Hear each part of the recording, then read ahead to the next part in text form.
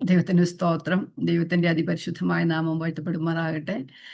വീണ്ടും ദൈവത്തിന്റെ വചനവുമായി നമുക്കായിരിക്കാൻ ദൈവം നമ്മെ അനുഗ്രഹിക്കുന്നല്ലോ. ദൈവത്തിന്റെ കൃപയ്ക്കായി സ്തോത്രം ചെയ്യാം. ഫിലിപ്പ് ലേഖനം 4-ാം അധ്യായത്തിലേക്ക് നമ്മൾ ഇന്ന് കടക്കുകയാണ്. 3-ാമത്തെ അധ്യായം കഴിഞ്ഞ ക്ലാസ്സിൽ ഫിനിഷ് ചെയ്യുവാൻ ദൈവം നമുക്ക് കൃപ തന്നു. 1, 2, 3 അധ്യായങ്ങൾ പെട്ടെന്നൊന്ന് പറഞ്ഞു പോകാം ഓർക്കാൻ വേണ്ടിയിട്ട്. 1-ാം അധ്യായത്തിൽ നമ്മൾ പറഞ്ഞ ക്രിസ്തുവിന് വേണ്ടി ജീവിക്കുക. നമുക്കറിയാം പൗലോസ് തടവിലായിരുന്നു.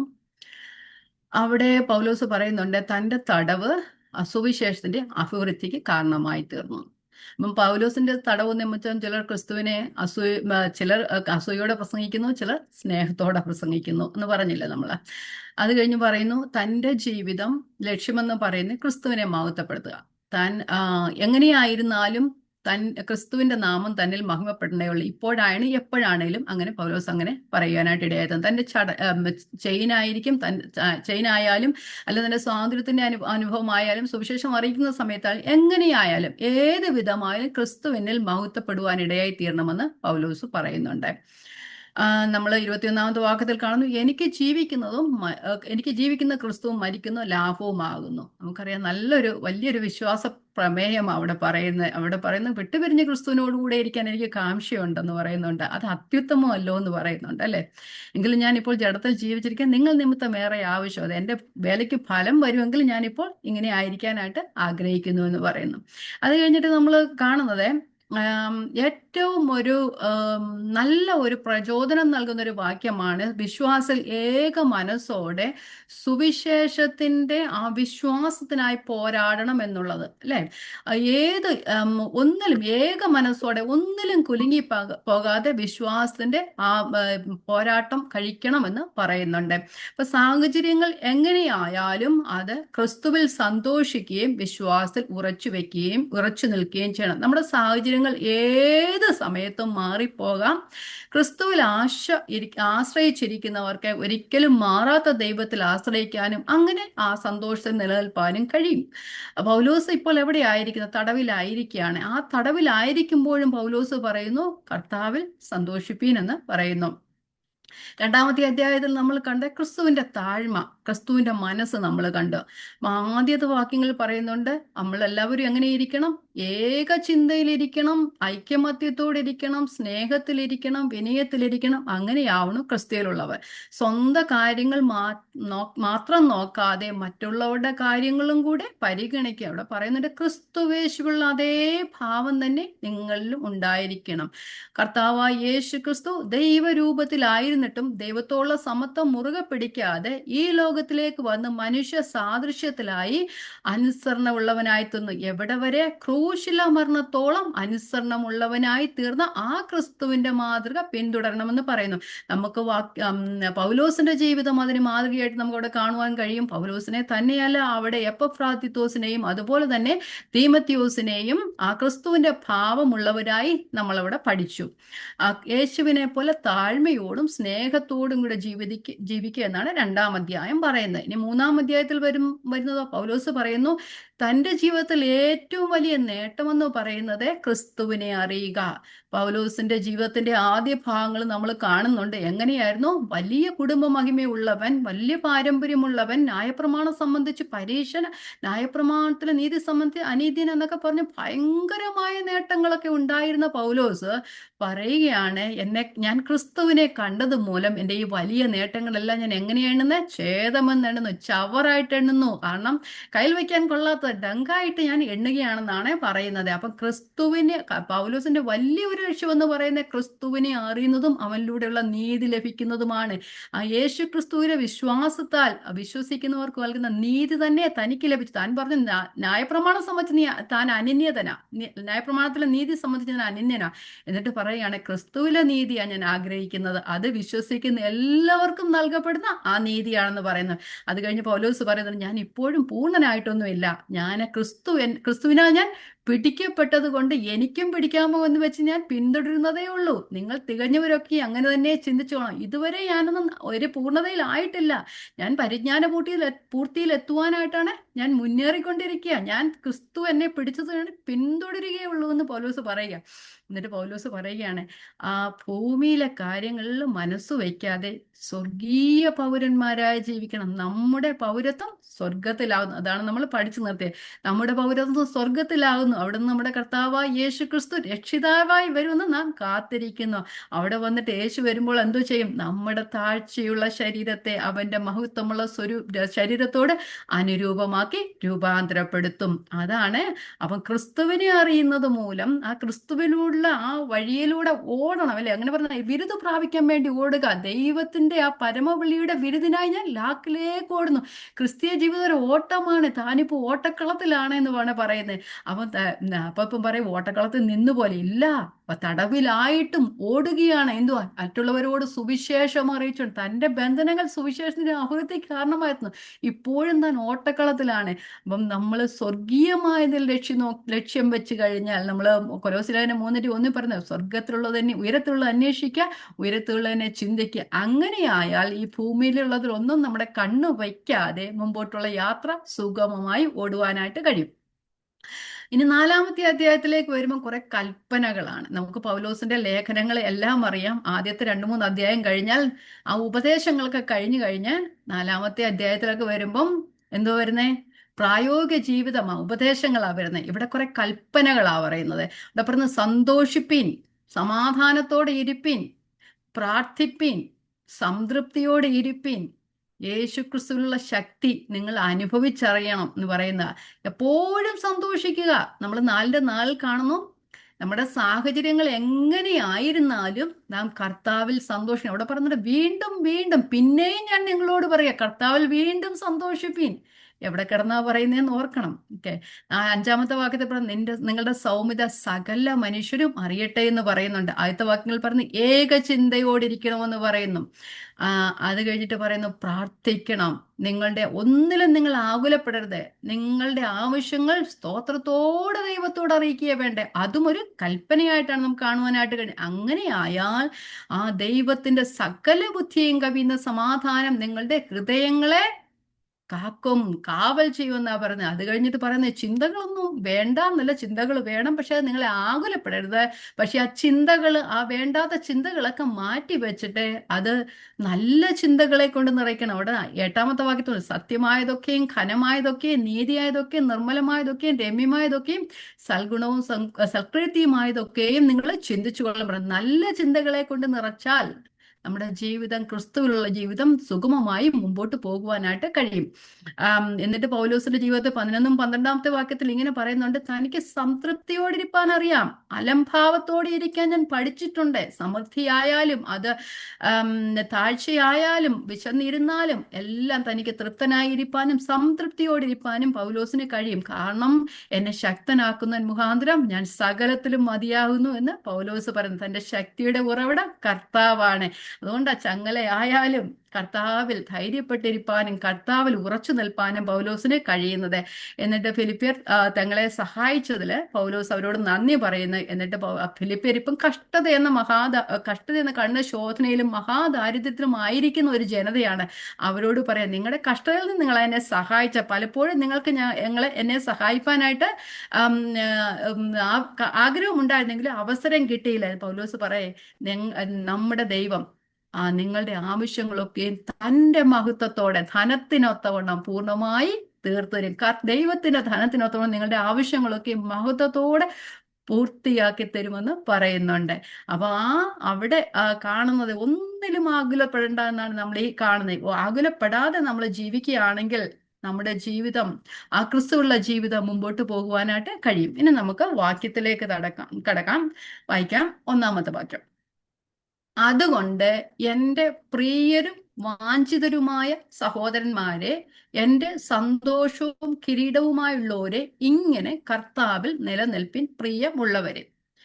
അവരെ അഭിസംബോധന ചെയ്തിരിക്കുന്ന കുറേ വാക്കുകളാണ് നാം കാണുന്നത്. ആ സ്വർഗീയ പൗരന്മാരുടെ ഭൂമിയിലെ ജീവിതം എങ്ങനെയാണെന്നാണ് ഇവിടെ പറയുന്നത്. അപ്പം അതുകൊണ്ട്, എന്തുകൊണ്ട് നിങ്ങൾക്ക്, നമ്മൾ 3-ാം അധ്യായം നോക്കിയാൽ, നിങ്ങൾ ആ ക്രിസ്തുവിലേക്ക് ഓടുന്നത് കൊണ്ട്, ആ ദൈവത്തിന്റെ പരമവിളിയുടെ വിരുദിനായി ലാക്കിലേക്ക് ഓടുന്നത് കൊണ്ട്, നിങ്ങൾ ക്രിസ്തുവിന്റെ പരിജ്ഞാനത്തിന് വേണ്ടി കാംക്ഷിക്കുന്നത് കൊണ്ട്, അല്ലെങ്കിൽ നിങ്ങളുടെ പൗരത്വം സ്വർഗത്തിലായതുകൊണ്ട് കർത്താവിൽ നിലനിൽപ്പിൻ. അതുകൊണ്ട് പ്രിയരും ഇങ്ങനെ കർത്താവിൽ നിലനിൽപ്പീൻ എൻ്റെ പ്രിയമുള്ളവരെ. അപ്പോൾ അവരെ അഭിസംബോധന ചെയ്യുന്ന വാക്കുകൾ നിങ്ങൾ ശ്രദ്ധിച്ചോ? സഹോദരന്മാരെ എന്ന് വിളിച്ചിട്ട്, എങ്ങനെയുള്ള സഹോദരന്മാരാ? പ്രിയര്. എന്നാൽ ദൈവത്തിന്റെ നിത്യസ്നേഹത്താൽ വീണ്ടെടുക്കപ്പെട്ടവര്. നമ്മൾ 1-ാം അധ്യായത്തിന്റെ ആദ്യവാക്യങ്ങളിൽ കാണുന്നു, ഞാൻ നിങ്ങളെ എൻ്റെ ഹൃദയത്തിൽ വഹിച്ചിരിക്കൊണ്ട് നിങ്ങളെ കുറിച്ച് അങ്ങനെ വിചാരിക്കുന്നത് എനിക്ക് ന്യായമില്ല എന്നൊക്കെ ചോദിക്കുന്നുണ്ടല്ലേ. ഫിലിപ്പിയരെ പൗലോസ് ഹൃദയത്തിൽ വഹിച്ചിരിക്കുക. നമ്മൾ ഈ പഴയ പഠിച്ചൊന്നും മറന്നു പോകരുത്. ഞാൻ പറഞ്ഞായിരുന്നു ഇതെല്ലാം ഒന്ന് കാണാതെ പഠിക്കണമെന്ന്. ആരൊക്കെ പഠിച്ചോന്ന് എനിക്കറിയില്ല.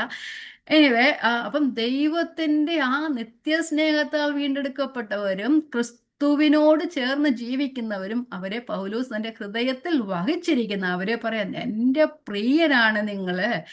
എന്നിട്ട് രണ്ടാമത്തെ ഇതെന്താ പറയുന്നത്? വാഞ്ചിതർ. വാഞ്ചിതർ എന്ന് പറയാൻ ഞാൻ കാണാൻ ആകാംക്ഷയോടെ കാത്തിരിക്കുന്നു. പൗലോസ് ഇപ്പൊ 700 മൈൽ അകലെയാണ് അല്ലെ, റോമിലായിരിക്കുന്നു. ഫിലിപ്പിയിൽ നിന്ന് 700 മൈൽ അകലെയുള്ള റോമിലായിരിക്കുകയാണ് ചെയ്യുന്നത്. എനിക്ക് നിങ്ങളെ കാണുവാനായിട്ട് ആഗ്രഹമുണ്ട്. എനിക്ക് നമ്മൾ 2-ാമത്തെ അധ്യായത്തിൽ കാണുന്നുണ്ട്, ഞാൻ നിങ്ങളുടെ വസ്തുത അറിഞ്ഞിട്ട് എനിക്ക് തീമോഥെയോസിനെ അയക്കണമെന്ന് ആഗ്രഹമുണ്ട്. പക്ഷെ ഞാൻ തന്നെ വരണമെന്ന് കർത്താവിൽ ആശ്രയിക്കുന്നു. പക്ഷെ ഇപ്പം നിങ്ങളെ ഏറ്റവും കാണുവാൻ വാഞ്ചിച്ചുകൊണ്ട് ഞാൻ തടവിലായിരിക്കണം. പക്ഷെ ഞങ്ങളെ എപ്പഫ്രായിത്തോസിനെ ഞാൻ വീണ്ടും തിരിച്ച് അങ്ങോട്ട് അയക്കുകയാണെന്നൊക്കെ പറയുന്നുണ്ടല്ലേ. അത്രത്തോളം ഫിലിപ്പിയരെ കാണാൻ വാഞ്ചിച്ചു കൊണ്ടിരിക്കുന്ന പൗലോസ്. അതുകൊണ്ടാണ് അവിടെ പറയുന്നത് വാഞ്ചിതരെ, ഞാൻ കാണാൻ ആഗ്രഹിക്കുന്നവരെ. ഇനി എൻ്റെ സന്തോഷം നിങ്ങളാ അല്ലേ, അവിടെ പറയുന്ന സന്തോഷം എൻ്റെ കിരീടവുമായുള്ളവരെ. അപ്പം ജയിലിന്റെ അവസ്ഥയിലും പൗലോസിന്റെ സന്തോഷം ഫിലിപ്പിയരാ.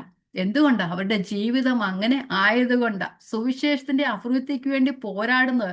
പൗലോസിന്റെ ആ ചങ്ങലകളെ കുറിച്ച് ലജ്ജിക്കാതെ, ആ പൗലോസിന്റെ ആ ചങ്ങലകളിൽ കർത്താവിൽ ധൈര്യം കൊണ്ട് സുവിശേഷത്തെ അറിയിക്കുന്നവർ, പരമാർത്ഥതയോടെ നിർമ്മലതയോടെ ക്രിസ്തുവിനെ സുവിശേഷിക്കുന്നു. അങ്ങനെയുള്ളവരാണ് പൗലോസിന്റെ സന്തോഷം എന്ന് പറയുന്നത്. ആ ജയിലിന്റെ അവസ്ഥയിൽ പോലും പൗലോസ് തൻ്റെ സന്തോഷം ഫിലിപ്പിനാണെന്ന് പറയുകയാണ് ചെയ്യുന്നത്. ഇനി കിരീടം, സ്തേഫാനോസ് ക്രൗണ്. നമുക്കറിയാം, അത്ലറ്റിക്സിൽ വിജയം നേടുന്നവർക്ക് കിട്ടുന്ന ഒരു കിരീടം. അന്നത്തെ കാലത്തൊക്കെ റീത്ത് എന്നൊക്കെ പറയും, ഇല കൊണ്ടുള്ള കിരീടം. പൗലോസ് പറയാം, എൻ്റെ കിരീടം നിങ്ങളാണ്, എൻ്റെ പ്രതിഫലം നിങ്ങളാണ്.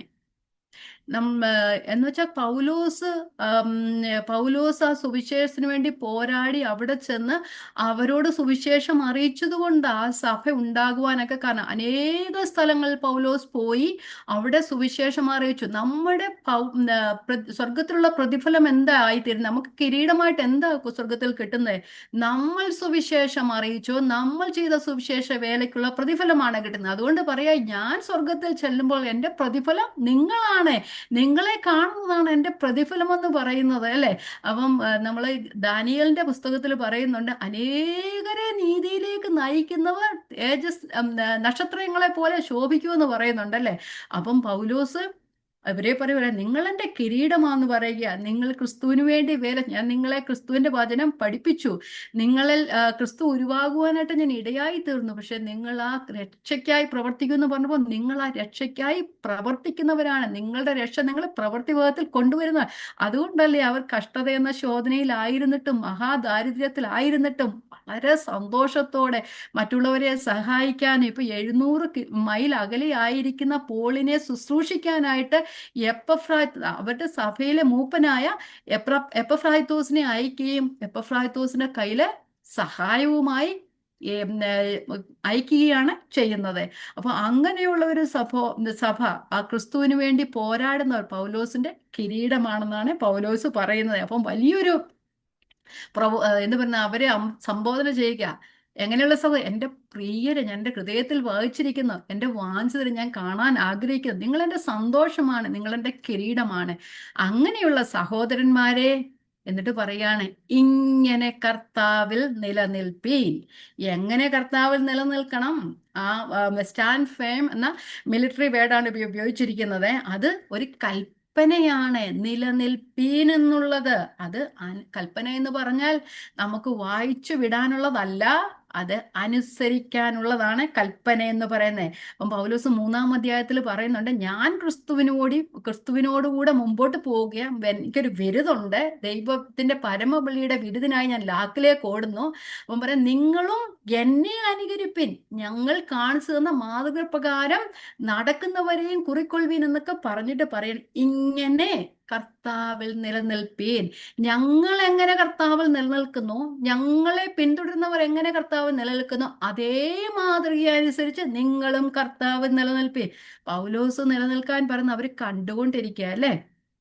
എന്തുവാ, ഒരു പ്രശ്നങ്ങൾ വന്നാൽ, ഒരു ചെറിയൊരു പ്രശ്നങ്ങൾ വന്നാലും വിശ്വാസത്തിൽ മാറിപ്പോകുന്ന വിശ്വാസികളെ നമ്മൾ കാണുന്നു നമ്മുടെ ചുറ്റും. അങ്ങനെ ഇരിക്കുന്ന സാഹചര്യത്തില് പൗലോസ് എവിടെയായിരിക്കുന്നു? തടവറയിലായിരിക്കുന്നു. അവിടെയും ദൈവത്തിന്റെ സുവിശേഷ ഘോഷണം പൗലോസ് ചെയ്യുന്നു. താൻ 2 പടയാളികളുടെ നടുവിലിരുന്ന് ചങ്ങലയിലായിരുന്നിട്ടും എങ്ങനെയാണ് ചെയ്യുന്നത്? തനിക്ക് ശുശ്രൂഷിപ്പാൻ, അല്ലെങ്കിൽ തനിക്ക് കാവലായി ആ തവണ മാറി വരുന്ന ഓരോ 6 മണിക്കൂറുകളും 2 പടയാളികൾ തന്നെ ശുശ്രൂഷിക്കാനായിട്ട് വരുന്നുണ്ട്, അല്ലെ തന്നെ കാവലായിട്ട് വരുന്നുണ്ട്. അവർ ഓരോരുത്തരോടും പൗലോസ് സുവിശേഷം പറഞ്ഞുകൊണ്ടിരിക്കുക അല്ലേ. എവിടെയാ നിലനിൽക്കണ്ടേ? കർത്താവിൽ നിലനിൽക്കുന്നത് കൊണ്ടാണ് അങ്ങനെ ആയിത്തീരുന്നത്. കഷ്ടതയുടെ നടുവിലും നിരാശപ്പെടുകയോ പരിതപിക്കുകയോ ചെയ്യാതെ എൻ്റെ ആ ബന്ധനങ്ങളും സുവിശേഷത്തിന്റെ ആവൃത്തിക്ക് കാരണമായി തീർന്നു എന്ന് പൗലോസ് പറയുമ്പോഴേ, നമ്മൾ അവിടെ ഒന്നും കാണുവാൻ സാധിക്കുന്നില്ലെങ്കിലും ഈ അധ്യായത്തിന്റെ അവസാന വാക്യങ്ങൾ പൗലോസ് പറയുന്നുണ്ട്, ആ കൈസരുടെ അരമനയിലുള്ളവരും നിങ്ങളെ വന്ദനം ചൊല്ലുന്നു. കാരാഗൃഹത്തിലുള്ളവരും കൈസരുടെ അരമനയിലുള്ളവർ പോലും സുവിശേഷം അറിയുവാനായിട്ട് കാരണമായി തീർന്നു. എന്തുകൊണ്ട്? പൗലോസ് കർത്താവിൽ നിലനിന്നതുകൊണ്ട്. അപ്പൊ അവിടെ പറയുന്ന, കർത്താവിൽ നിലനിൽപ്പിൻ പ്രിയമുള്ളവരെ, നിങ്ങൾ തളരരുതേ. ഈ ലോകത്തെ സ്നേഹിക്കരുത്, ഈ ലോകത്തിന് അനുരൂപമാകരുതേ. നിങ്ങൾ ആരാണ്? നിങ്ങൾ സ്വർഗീയ പൗരത്വമുള്ളവരാണ്. അതിനു മുമ്പേ വേറൊരു കൂട്ടരെ കണ്ടായിരുന്നു. ആരായിരുന്നു? ആ 18-ാമത്തെ വാക്യത്തിൽ കാണുന്നുണ്ട്, അവര് ക്രിസ്തുവിന് ശത്രുക്കളായി നടക്കുന്നവർ, അവരുടെ അവസാനം നാശം, അവരുടെ ദൈവം വയറ്. അവര് എന്താ ചിന്തിക്കുന്നത്? ഭൂമിയിലുള്ളത് ചിന്തിക്കുന്നു. അപ്പൊ നമ്മുടെ പൗരത്വമോ സ്വർഗത്തിലാകുന്നു. നിങ്ങൾ സ്വർഗീയ പൗരന്മാരാണ്. അതുകൊണ്ട് നിങ്ങൾ ചിന്തിക്കേണ്ടത് സ്വർഗത്തിലുള്ളതാണ് ചിന്തിക്കേണ്ടത്. അങ്ങനെ നിങ്ങൾ നിലനിൽക്കണം. ആ ഏതവസ്ഥയായിരുന്നാലും ആ അവസ്ഥയിൽ കർത്താവിൽ തളരാതെ നിലനിൽക്കണം എന്നാണ് പറയുന്നത്. അപ്പൊ സ്വർഗത്തെ നോക്കി ജീവിക്കുക. വിശ്വാസത്തിന്റെ നായകനും പൂർത്തി വരുന്നവനുമായ ആരെ നോക്കിയാ പോണ്ടേ? ക്രിസ്തുവിനെ നോക്കി. എങ്ങോട്ടേ ഓടണ്ടേ? സ്ഥിരതയോടെ മുമ്പോട്ട് ലാക്കിലേക്ക് ഓടുക. നമ്മൾ 1 കൊരിന്ത്യർ 9-ാം അധ്യായത്തില് പൗലോസ് പറയുന്നുണ്ട്, ഓട്ടക്കളത്തിൽ ഓടുന്നവർ അനേകർ ഓടുന്നു, എങ്കിലും ഒരുവനെ വിരുദ് പ്രാപിക്കുന്നുള്ളൂ. എങ്ങനെയാ? സ്ഥിരതയോടെ ഓടുന്നവരെ വിരുദ് പ്രാപിക്കുകയുള്ളൂ. അപ്പൊ നമ്മുടെ ജീവിതം, അല്ലെങ്കിൽ വിശ്വാസ ജീവിതം കർത്താവിൽ നിലനിന്ന് സ്ഥിരതയോടെ ഓടിയാൽ കർത്താവ് നമ്മെക്കുറിച്ച് ആഗ്രഹിക്കുന്ന രീതിയിൽ എന്ന് പറഞ്ഞാൽ വലിയ ആൾക്കാരാണോന്നല്ല. എന്താ ആത്യന്തികമായ ലക്ഷ്യം?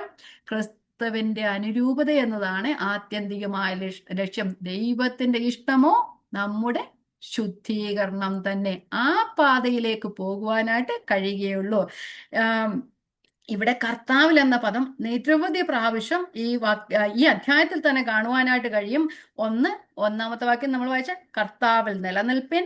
2-ാമത്തെ വാക്യം പറയുന്നു, നിങ്ങളുടെ ഐക്യം കർത്താവിലായിരിക്കണം. 4-ാമത്തെ വാക്യം, നിങ്ങളുടെ സന്തോഷം കർത്താവിലായിരിക്കണം. 4:13 നിങ്ങളുടെ പ്രാപ്തി കർത്താവിലായിരിക്കണം. അവസാനം, നിങ്ങൾക്ക് ശക്തി നൽകുന്ന കർത്താവിൽ നിങ്ങൾ ഉറച്ചു നിൽക്കണം. നമുക്ക് കർത്താവിലായാൽ മാത്രമേ നിലനിൽക്കാനായിട്ട് കഴിയുള്ളൂ. അതുകൊണ്ടാണ് സ്റ്റാൻഡ് ഫേം, ഉറച്ചു നിൽപ്പീൻ. ഒരു മിലിറ്ററി ടേമാണ്. യുദ്ധത്തില് പടയാളികൾ അല്ലെങ്കിൽ യുദ്ധ പോരാളികൾ, സൈനികർ തങ്ങളെ ഏൽപ്പിച്ച് ആ സ്ഥലം വിട്ടുമാറാതെ അവിടെ നിന്ന് തന്നെ പോരാടുന്നത് പോലെ നിങ്ങളുടെ കാല് വഴുതി പോകരുതേ. നമ്മള് എബ്രായ ലേഖനത്തിൽ 2-ാം അധ്യായത്തിൽ 1-ാം വാക്യത്തിൽ പറയുന്നുണ്ട്, അതുകൊണ്ട് നാം വല്ലപ്പോഴും ഒഴുകിപ്പോകാതിരിക്കേണ്ടത് കേട്ടത് അധികം ശ്രദ്ധയോടെ കരുതിക്കൊള്ളുവാൻ ആവശ്യമായിരിക്കുന്നു. വല്ലപ്പോഴും ഒഴുകിപ്പോകാനായിട്ടുള്ള സാഹചര്യങ്ങളും അവസരങ്ങളും ഒക്കെ നമ്മുടെ ജീവിതത്തിലുണ്ടോ? ഇവിടെ പൗലോസിന് ഒഴുകിപ്പോകാമാകുന്ന അവസ്ഥയായിരുന്നു. അങ്ങനെയുള്ള സാഹചര്യത്തിൽ ഒന്നും ഒഴുകി പോകാതെ കർത്താവിൽ നിലനിൽക്കണം. നമുക്ക് യൂദായുടെ ലേഖനത്തിൽ അവസാനത്തെ വാക്യത്തിൽ ഇങ്ങനെ പറയുന്നുണ്ട്, വീഴാതെ വണ്ണം നമ്മെ സൂക്ഷിച്ച് തൻ്റെ മഹിമാസന്നിധിയിൽ കളങ്കമില്ലാത്തവരായി ആനന്ദത്തോടെ നിർത്തുവാൻ ശക്തിയുള്ള ദൈവം. അപ്പൊ അങ്ങനെ പറയുമ്പോൾ ആ കർത്താവിൽ ഉറച്ചു നിൽക്കുന്നവർക്ക് വീഴാതെ പോകുവാനായിട്ട് കഴിയും. നേരെ മുമ്പോട്ട് ആ സ്ഥിരതയോടെ ഓടുവാനായിട്ട് കഴിയും. കർത്താവ് കൂടെയുണ്ട്. ഇവിടെ 4-ാമത്തെ വാക്യത്തിൽ പറയുന്നുള്ളത്, ആ കർത്താവ് നിങ്ങളോട് കൂടെ ഉണ്ട്, നിങ്ങളെ വീഴാതെ വണ്ണം സൂക്ഷിപ്പാൻ അടുത്ത് ഇമ്മാനുവേലായി നിങ്ങളുടെ കൂടെയായി. കൊലോസ്യ ലേഖനത്തിന്റെ ആ ഭാഷയിൽ പറഞ്ഞു വന്ന മഹത്വത്തിന്റെ പ്രത്യാശയ ക്രിസ്തു നിങ്ങളുടെ ഉള്ളിലിരിക്കുന്നു എന്ന് പറയുന്നുണ്ടല്ലേ. കർത്താവ് നമ്മോട് കൂടെ ഉണ്ട്. ഒരിക്കലും മാറിപ്പോകാതെ, എന്ത് പ്രശ്നങ്ങൾ വന്നാലും മാറിപ്പോകാതെ നിലനിൽപ്പാൻ കർത്താവുണ്ട്. അതാണ് പറഞ്ഞത്, കർത്താവിൽ നിലനിൽക്കണം. നിങ്ങളുടെ നിലനിൽപ്പ് കർത്താവിലായിരിക്കണം. മനുഷ്യരിലോ സാഹചര്യങ്ങളിലോ നമ്മുടെ ഈ ലോകത്തിലെ സമ്പത്തിലോ നമ്മളുടെ മറ്റ് എന്തെങ്കിലുമോ നാം ആശ്രയിക്കുന്നുവാണെങ്കിൽ ആ സന്തോഷമെന്ന് പറയുന്നത് ആ അവസരങ്ങളും സാഹചര്യങ്ങളും മനുഷ്യരും ഒക്കെ മാറിപ്പോകുമ്പോൾ ഞങ്ങളുടെ സന്തോഷം അവസാനിക്കും. പക്ഷെ കർത്താവിൽ ആശ്രയിച്ചു കഴിഞ്ഞാൽ, കർത്താവിൽ നിലനിന്ന് കഴിഞ്ഞാൽ ഒരിക്കലും വിട്ടുമാറാത്ത ദൈവം, എന്നേക്കും നിലനിൽക്കുന്ന ദൈവം നമ്മോട് കൂടെ ഉണ്ടതുകൊണ്ട് നമ്മൾ ഒന്നിലും വീഴുവാനായിട്ട് ഇടയായിത്തന്നെ. ദൈവത്തിൽ ആശ്രയിക്കുന്നവർ എന്നേക്കും നിൽക്കുന്ന സിയോൻ പർവ്വതം പോലെയാകുന്ന പഴയ നിയമ സങ്കീർത്തനങ്ങളിലും പറയുന്നുണ്ടല്ലേ. കർത്താവിൽ ആശ്രയിക്കുന്ന എന്നേക്കും നിൽക്കുന്ന സിയോൻ പർവ്വതം. കാറ്റടിച്ചാലോ എന്ത് പ്രശ്നം ഉണ്ടായാലോ പർവ്വതം ഇളങ്ങി പോവുകയില്ല അല്ലേ. അങ്ങനെ നിലനിൽക്കാനായിട്ട് ജീവിതത്തിന്റെ ഏത് ഓളങ്ങളുടെ നടുവിലാണേലും കർത്താവിൽ ആശ്രയിച്ച് മുമ്പോട്ട് പോയാൽ ഒരിക്കലും നമ്മൾ പതറിപ്പോകുവാനോ നമ്മുടെ കാല് ഇടറിപ്പോകുവാനോ ഇടയാകുകയില്ല. അപ്പം വീഴാതെ വണ്ണം നമ്മെ സൂക്ഷിച്ച് തൻ്റെ മഹിമാസന്നിധിയിൽ കളങ്കമില്ലാത്തവരായി ആനന്ദത്തോടെ നിർത്തുവാൻ ശക്തിയുള്ള ഒരു ദൈവം നമ്മോട് കൂടെയുണ്ട്. കാരണം നമ്മുടെ കൂടെ ഉള്ളവൻ ആരെന്ന് നാം അറിഞ്ഞു കഴിഞ്ഞാൽ ഒരു വിഷമങ്ങളും ഒരു പ്രയാസങ്ങളും ഒരു സാഹചര്യങ്ങളും നമ്മുടെ ജീവിതത്തെ തകർക്കാനായിട്ട് കഴിയുകയില്ല. പൗലോസ് പറയുന്നു, കർത്താവിൽ നിലനിൽപ്പിൻ. അപ്പം ഫിലിപ്പിയരോട് പറയുകയാണ്, കർത്താവിൽ നിലനിൽപ്പീൻ. അത് ഇപ്പോൾ നമ്മളോടും പറയുകയാണ്, കർത്താവിൽ നിലനിൽപ്പീൻ പ്രിയമുള്ളവരെ. ഒക്കെ 2-ാമത്തെ വാക്യത്തിലേക്ക് നമുക്ക് പോകാം. 2-ാമത്തെ വാക്യം, കർത്താവിൽ ഏക ചിന്തയോടിരിപ്പാൻ ഞാൻ യുവോദിയെയും സുന്തുകയെയും പ്രബോധിപ്പിക്കുന്നു. ഈ 2 സ്ത്രീകൾ ആരാണെന്ന് ഇവിടെ പറഞ്ഞിട്ടില്ല, പേര് മാത്രമേ പറഞ്ഞിട്ടുള്ളൂ. ഫിലിപ്പിയ സഭയിലെ 2 സ്ത്രീകൾ ആയിരുന്നു എന്ന് നമുക്ക് മനസ്സിലാക്കുവാനായിട്ട് കഴിയും. ഇവരെ കുറിച്ച് പറയുന്ന ഒരു കാര്യങ്ങളൂടെ ഉണ്ട്. 4:3 ഇവരെ കുറിച്ച് പറയുന്നു, സുവിശേഷ ഘോഷണത്തിൽ എന്നോടുകൂടെ പോരാടിയിരുന്നവർ എന്ന് പറയുന്നുണ്ട്. അപ്പം പൗലോസിനോട് കൂടെ സുവിശേഷ ഘോഷണത്തിൽ പോരാടിയിരുന്ന 2 പേരായിരുന്നു ആ സ്ത്രീകളെന്ന് പറയുന്നത്. സാധാരണ വിശ്വാസികളായിരിക്കാൻ ചാൻസ് ഇല്ല. നമുക്കറിയാം, ഫിലിപ്പിയ സഭയിലെ സ്ത്രീ ഒരു നേതൃത്വമുള്ള ഒരു സഭയായിരുന്നു അല്ലേ. ആദ്യത്തെ മിഷണറി വനിത എന്ന് പറയപ്പെടുന്ന ലുദിയ ഫിലിപ്പിയിൽ നിന്നായിരുന്നല്ലേ. അപ്പൊ ആദ്യം പൗലോസ് ഫിലിപ്പിയിൽ വന്നപ്പോൾ പൗലോസിന്റെ പറഞ്ഞ വചനത്താൽ, സുവിശേഷ ഘോഷണത്താൽ ക്രിസ്ത്യാനി അല്ലെ വിശ്വാസിയായി തീർന്ന ആരായിരുന്നു ലുദിയ. അത് കഴിഞ്ഞ് പിന്നെ വന്നേ വെളിച്ചപ്പാടത്തിക്കാരിയായ ആ ഒരു പെൺകുട്ടിയായിരുന്നു. അപ്പൊ അവരെ പോലെ തന്നെ ഉള്ളവരായിരിക്കും, അന്ന് അവരോട് കൂടെ പ്രവർത്തിച്ചവരായിരിക്കാമെന്ന് നമുക്ക് വിശ്വസിക്കാം. സാധാരണ ഒരു വിശ്വാസി ആയിരുന്നില്ല. സഭയിൽ അല്ലെ സഭ സ്ഥാപിക്കാൻ പൗലോസിനെ സഹായിച്ചവരായിരിക്കാം. അവിടെ നേതൃത്വ സ്ഥാനങ്ങളിലുള്ള 2 സ്ത്രീകളായിരിക്കാം എന്നാണ് നമുക്ക് വിശ്വസിക്കാൻ കഴിയുന്നത്. അപ്പം അവിടെ പ്രശ്നം എന്താണ്, അവർ തമ്മിൽ ഇച്ചിരി പിണക്കത്തിന്റെ കാര്യമുണ്ട്. അപ്പൊ അവിടെ ഇച്ചിരി ഭിന്നത ഉണ്ടായി. അപ്പം ചിലപ്പോൾ സഭ പിളർക്കാനായിട്ട് ആ സാഹചര്യങ്ങൾ കാരണമായി തീരാമെന്ന് നമുക്ക് വിശ്വസിക്കാം. കാരണം പൗലോസ് അവർക്ക് 2 പേർക്കും മാത്രം ഒരു ലെറ്റർ കൊടുത്തു വിടുകയല്ല ചെയ്തത്. പൗലോസിന് വേണമെങ്കിൽ അങ്ങനെ ചെയ്യാമായിരുന്നു. അവർക്ക് 2 പേർക്ക് അല്ലെ ഈ ലെറ്റർ എഴുതി കൊടുക്കുന്നതിന്റെ കൂട്ടത്തില് അവർക്ക് ചെറിയൊരു കത്തായിട്ട് അവർക്ക് കൊടുക്കാമായിരുന്നു. പൗലോസ് അങ്ങനെ ചെയ്തില്ല. കാരണം ഇത് ഗൗരവമായ പ്രശ്നമായിരിക്കാം. അപ്പൊ അതുകൊണ്ട് പൗലോസോടെ പേരും എടുത്തു പറഞ്ഞു. അല്ലെ പൗലോസിന് പറയാമായിരുന്നു, നിങ്ങളുടെ ഇടയിൽ ചില സ്ത്രീകൾ പ്രശ്നമൊക്കെ ഉണ്ടാക്കുന്നുണ്ട്, പക്ഷെ നിങ്ങൾ അങ്ങനെയൊന്നും ചെയ്യരുതെന്ന് പറയുകയല്ല ചെയ്തത്. അവരുടെ പേരെടുത്ത് പറയുകയാണ് ചെയ്യുന്നത്. അവരും ഈ ലെറ്റർ വായിക്കുമ്പോൾ അത് കേട്ടുകൊണ്ടിരുന്നിരിക്കാം. സഭയിൽ വായിക്കുന്ന ലെറ്ററാണ്, അപ്പൊ അത് അവർ കേട്ടുകൊണ്ടിരിക്കാം. കാരണം അത് അവർക്കും മറ്റുള്ളവർക്കും ഒരു പാഠമായി തീരും. അതുകൊണ്ടാണ് രണ്ടുപേരുടെയും പേരെടുത്ത് പറഞ്ഞിരിക്കുന്നത്. അപ്പൊ ഇവരോട് പറഞ്ഞു, അവരെ പ്രബോധിപ്പിക്കുന്നു. രണ്ടു പേരോടും ഒരുപോലെ പ്രബോധിപ്പിക്കുകയാണ് ചെയ്യുന്നത്. അവരുടെ കാലം കഴിഞ്ഞെങ്കിലും ഇന്ന് നമ്മോടും പ്രബോധിപ്പിക്കുകയാണ് ചെയ്യുന്നത്. അപ്പൊ എന്തുവാ അവരോടുള്ള പ്രബോധനം? കർത്താവിൽ ഏക ചിന്തയോടിരിപ്പിൻ. അപ്പൊ അവിടെ ചിന്തയ്ക്ക് വ്യത്യാസം വന്നതാണ് അവിടെ പ്രശ്നമായിട്ടുള്ളത്. അവിടെ ചിന്ത മാറിപ്പോയി. നമ്മൾ കർത്താവിൻ്റെ ശിഷ്യന്മാർ കർത്താവിനോട് കൂടെ നടന്നിട്ട് അവിടെ ഒരു ചിന്തയ്ക്ക് വ്യത്യാസം വന്നു, നമ്മൾ ആറ് വലിയവനെന്നല്ലേ.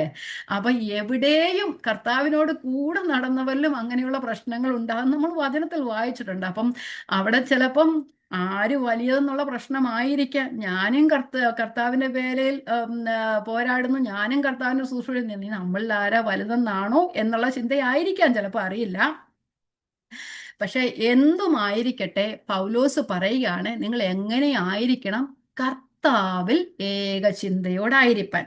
അപ്പൊ ആ വ്യക്തിപരമായി ചില കാര്യങ്ങൾ, അല്ലെങ്കിൽ ആ പ്രശ്നമായിരിക്കുന്ന കാര്യങ്ങൾ അവർക്ക് യോജിച്ചു പോകുവാൻ കഴിയില്ല, എന്നാലും അവർക്ക് യോജിച്ചു പോകുവാൻ കഴിയുന്ന ഒരു കാര്യമുണ്ട്, കർത്താവിൽ ഏക ചിന്തയോടിരിപ്പാൻ. അപ്പം നമ്മള് ആദ്യം നമ്മൾ രണ്ടാം അധ്യായത്തിൽ പറഞ്ഞു വന്നപ്പോൾ എല്ലാവരും ക്രിസ്തുവിന്റെ ഭാവമുള്ളവരായിരിക്കണമെന്ന് നമ്മൾ പഠിച്ചായിരുന്നു അല്ലേ.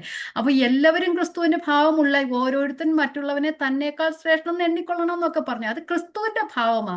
ആ ദൈവരൂപത്തിലിരുന്ന ആ കർത്താവ് ഈ ലോകത്തിലേക്ക് വന്ന് ദാസരൂപമെടുത്ത് ഒരു തവണ തൻ്റെ ശിഷ്യന്മാരുടെ കാല് വരെ കഴുകാനായിട്ട് താഴ്മ കാണിച്ച കർത്താവിന്റെ ഭാവമുള്ളവരായിരിക്കണം. അപ്പൊ എല്ലാവരിലും എന്നിൽ ക്രിസ്തുവിന്റെ ഭാവമുണ്ട്, നിങ്ങളിൽ ക്രിസ്തുവിന്റെ ഭാവമുണ്ട് എങ്കിൽ നമ്മളുടെ രണ്ടുപേരുടെയും ചിന്ത ഒന്നായിരിക്കും. രണ്ടുപേർക്കും തമ്മിൽ എല്ലാ ചിന്തകളും ഒരുമിച്ച് പോകുവാൻ കഴിയുന്നില്ലെങ്കിലും കർത്താവിൽ ഏകചിന്തയോടിരുന്നാൽ, രണ്ടുപേരുടെയും ഭാവം ഒന്നായിരുന്നാൽ അവർക്ക് രണ്ടുപേർക്കും ക്രിസ്തുവിന്റെ ഭാവമുള്ളവരായിരിക്കണം.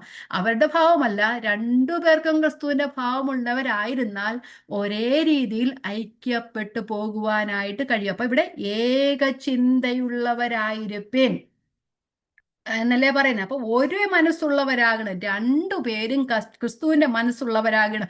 നമുക്ക് ഫിലിപ്പിയ ലേഖനത്തിന് 2 മുതലുള്ള വാക്യങ്ങൾ ഒന്ന് വായിച്ചു പോകാം പെട്ടെന്ന്. അവിടെ ഫിലിപ്പിയരോട്, ഇതിന്റെ ബാക്ക്ഗ്രൗണ്ട് തന്നെ അതാണല്ലേ, 4ന്റെ 1ഉം 2ഉം വാക്യങ്ങളാണ് ഫിലിപ്പിയ ലേഖനം 2ന്റെ ബാക്ക്ഗ്രൗണ്ട് തന്നെ. ഒന്ന് വായിക്കാം. നിങ്ങൾ ഏക മനസ്സുള്ളവർ, 2:2, നിങ്ങൾ ഏക മനസ്സുള്ളവരായി ഏക സ്നേഹം പൂണ്ട് ഐക്യമത്യപ്പെട്ട് ഏക ഭാവമുള്ളവരായി ഇങ്ങനെ എൻ്റെ സന്തോഷം പൂർണ്ണമാക്കുവേൻ. 3-ാമത്തെ വാക്യം, ശാഠ്യത്താലോ ദുരഭിമാനത്താലോ ഒന്നും ചെയ്യാതെ താഴ്മയോടെ ഓരോരുത്തൻ മറ്റുള്ളവനെ തന്നെക്കാൾ ശ്രേഷ്ഠനെന്ന് എണ്ണിക്കൊള്ളുക. തന്നെ പോലെ തന്നെ കരുതിക്കൊള്ളുന്നത്, ഒന്നുപോലും അല്ല പറയുന്നത്, തന്നെക്കാൾ ശ്രേഷ്ഠനെന്ന് എണ്ണിക്കൊള്ളണം. തന്നെ പോലെ തന്നെ കരുതാൻ ബുദ്ധിമുട്ടുള്ള ഒരു ലോകത്തിലാണ് നാം ജീവിക്കുന്നത്. അപ്പൊ പറയാ, തന്നേക്കാൾ ശ്രേഷ്ഠനെന്ന് എണ്ണിക്കൊള്ളണം. ഓരോരുത്തൻ സ്വന്തം ഗുണമല്ല മറ്റുള്ളവന്റെ ഗുണം കൂടെ നോക്കണം. 5-ാമത്തെ വാക്യം, ക്രിസ്തുവേശുവിലുള്ള ഭാവം തന്നെ നിങ്ങളിലും ഉണ്ടായിരിക്കട്ടെ. അവൻ ദൈവരൂപത്തിലിരിക്കെ ദൈവത്തോടുള്ള സമത്വം മുറുകെ പിടിക്കണമെന്ന് വിചാരിക്കാതെ ദാസരൂപമെടുത്ത് മനുഷ്യ സാദൃശ്യത്തിലായി തന്നെത്താൻ ഒഴിച്ച് വേഷത്തിൽ മനുഷ്യനായി വിളങ്ങി തന്നെത്താൻ താഴ്ത്തി മരണത്തോളം, ക്രൂശിലെ മരണത്തോളം അനുസരണമുള്ളവനായി തീർന്നു. അങ്ങനെയുള്ള ക്രിസ്തുവിനെ അനുകരിക്കാനാണ് അവരോടും പറഞ്ഞത്. അപ്പൊ രണ്ടുപേരും ഒരു മനസ്സുള്ളവരായിരിക്കണം. ക്രിസ്തുവിന്റെ മനസ്സുള്ളവരായാൽ എന്തായിത്തീരും? നമ്മളുടെ സ്വയത്തെ മറക്കുവാനായിട്ട് കഴിയും. ഇവിടെ ഭിന്നതയൊക്കെ ഉണ്ടാകുന്നതിന് കാരണമെന്ന് പറയുന്നത് ഈഗോ അല്ലേ.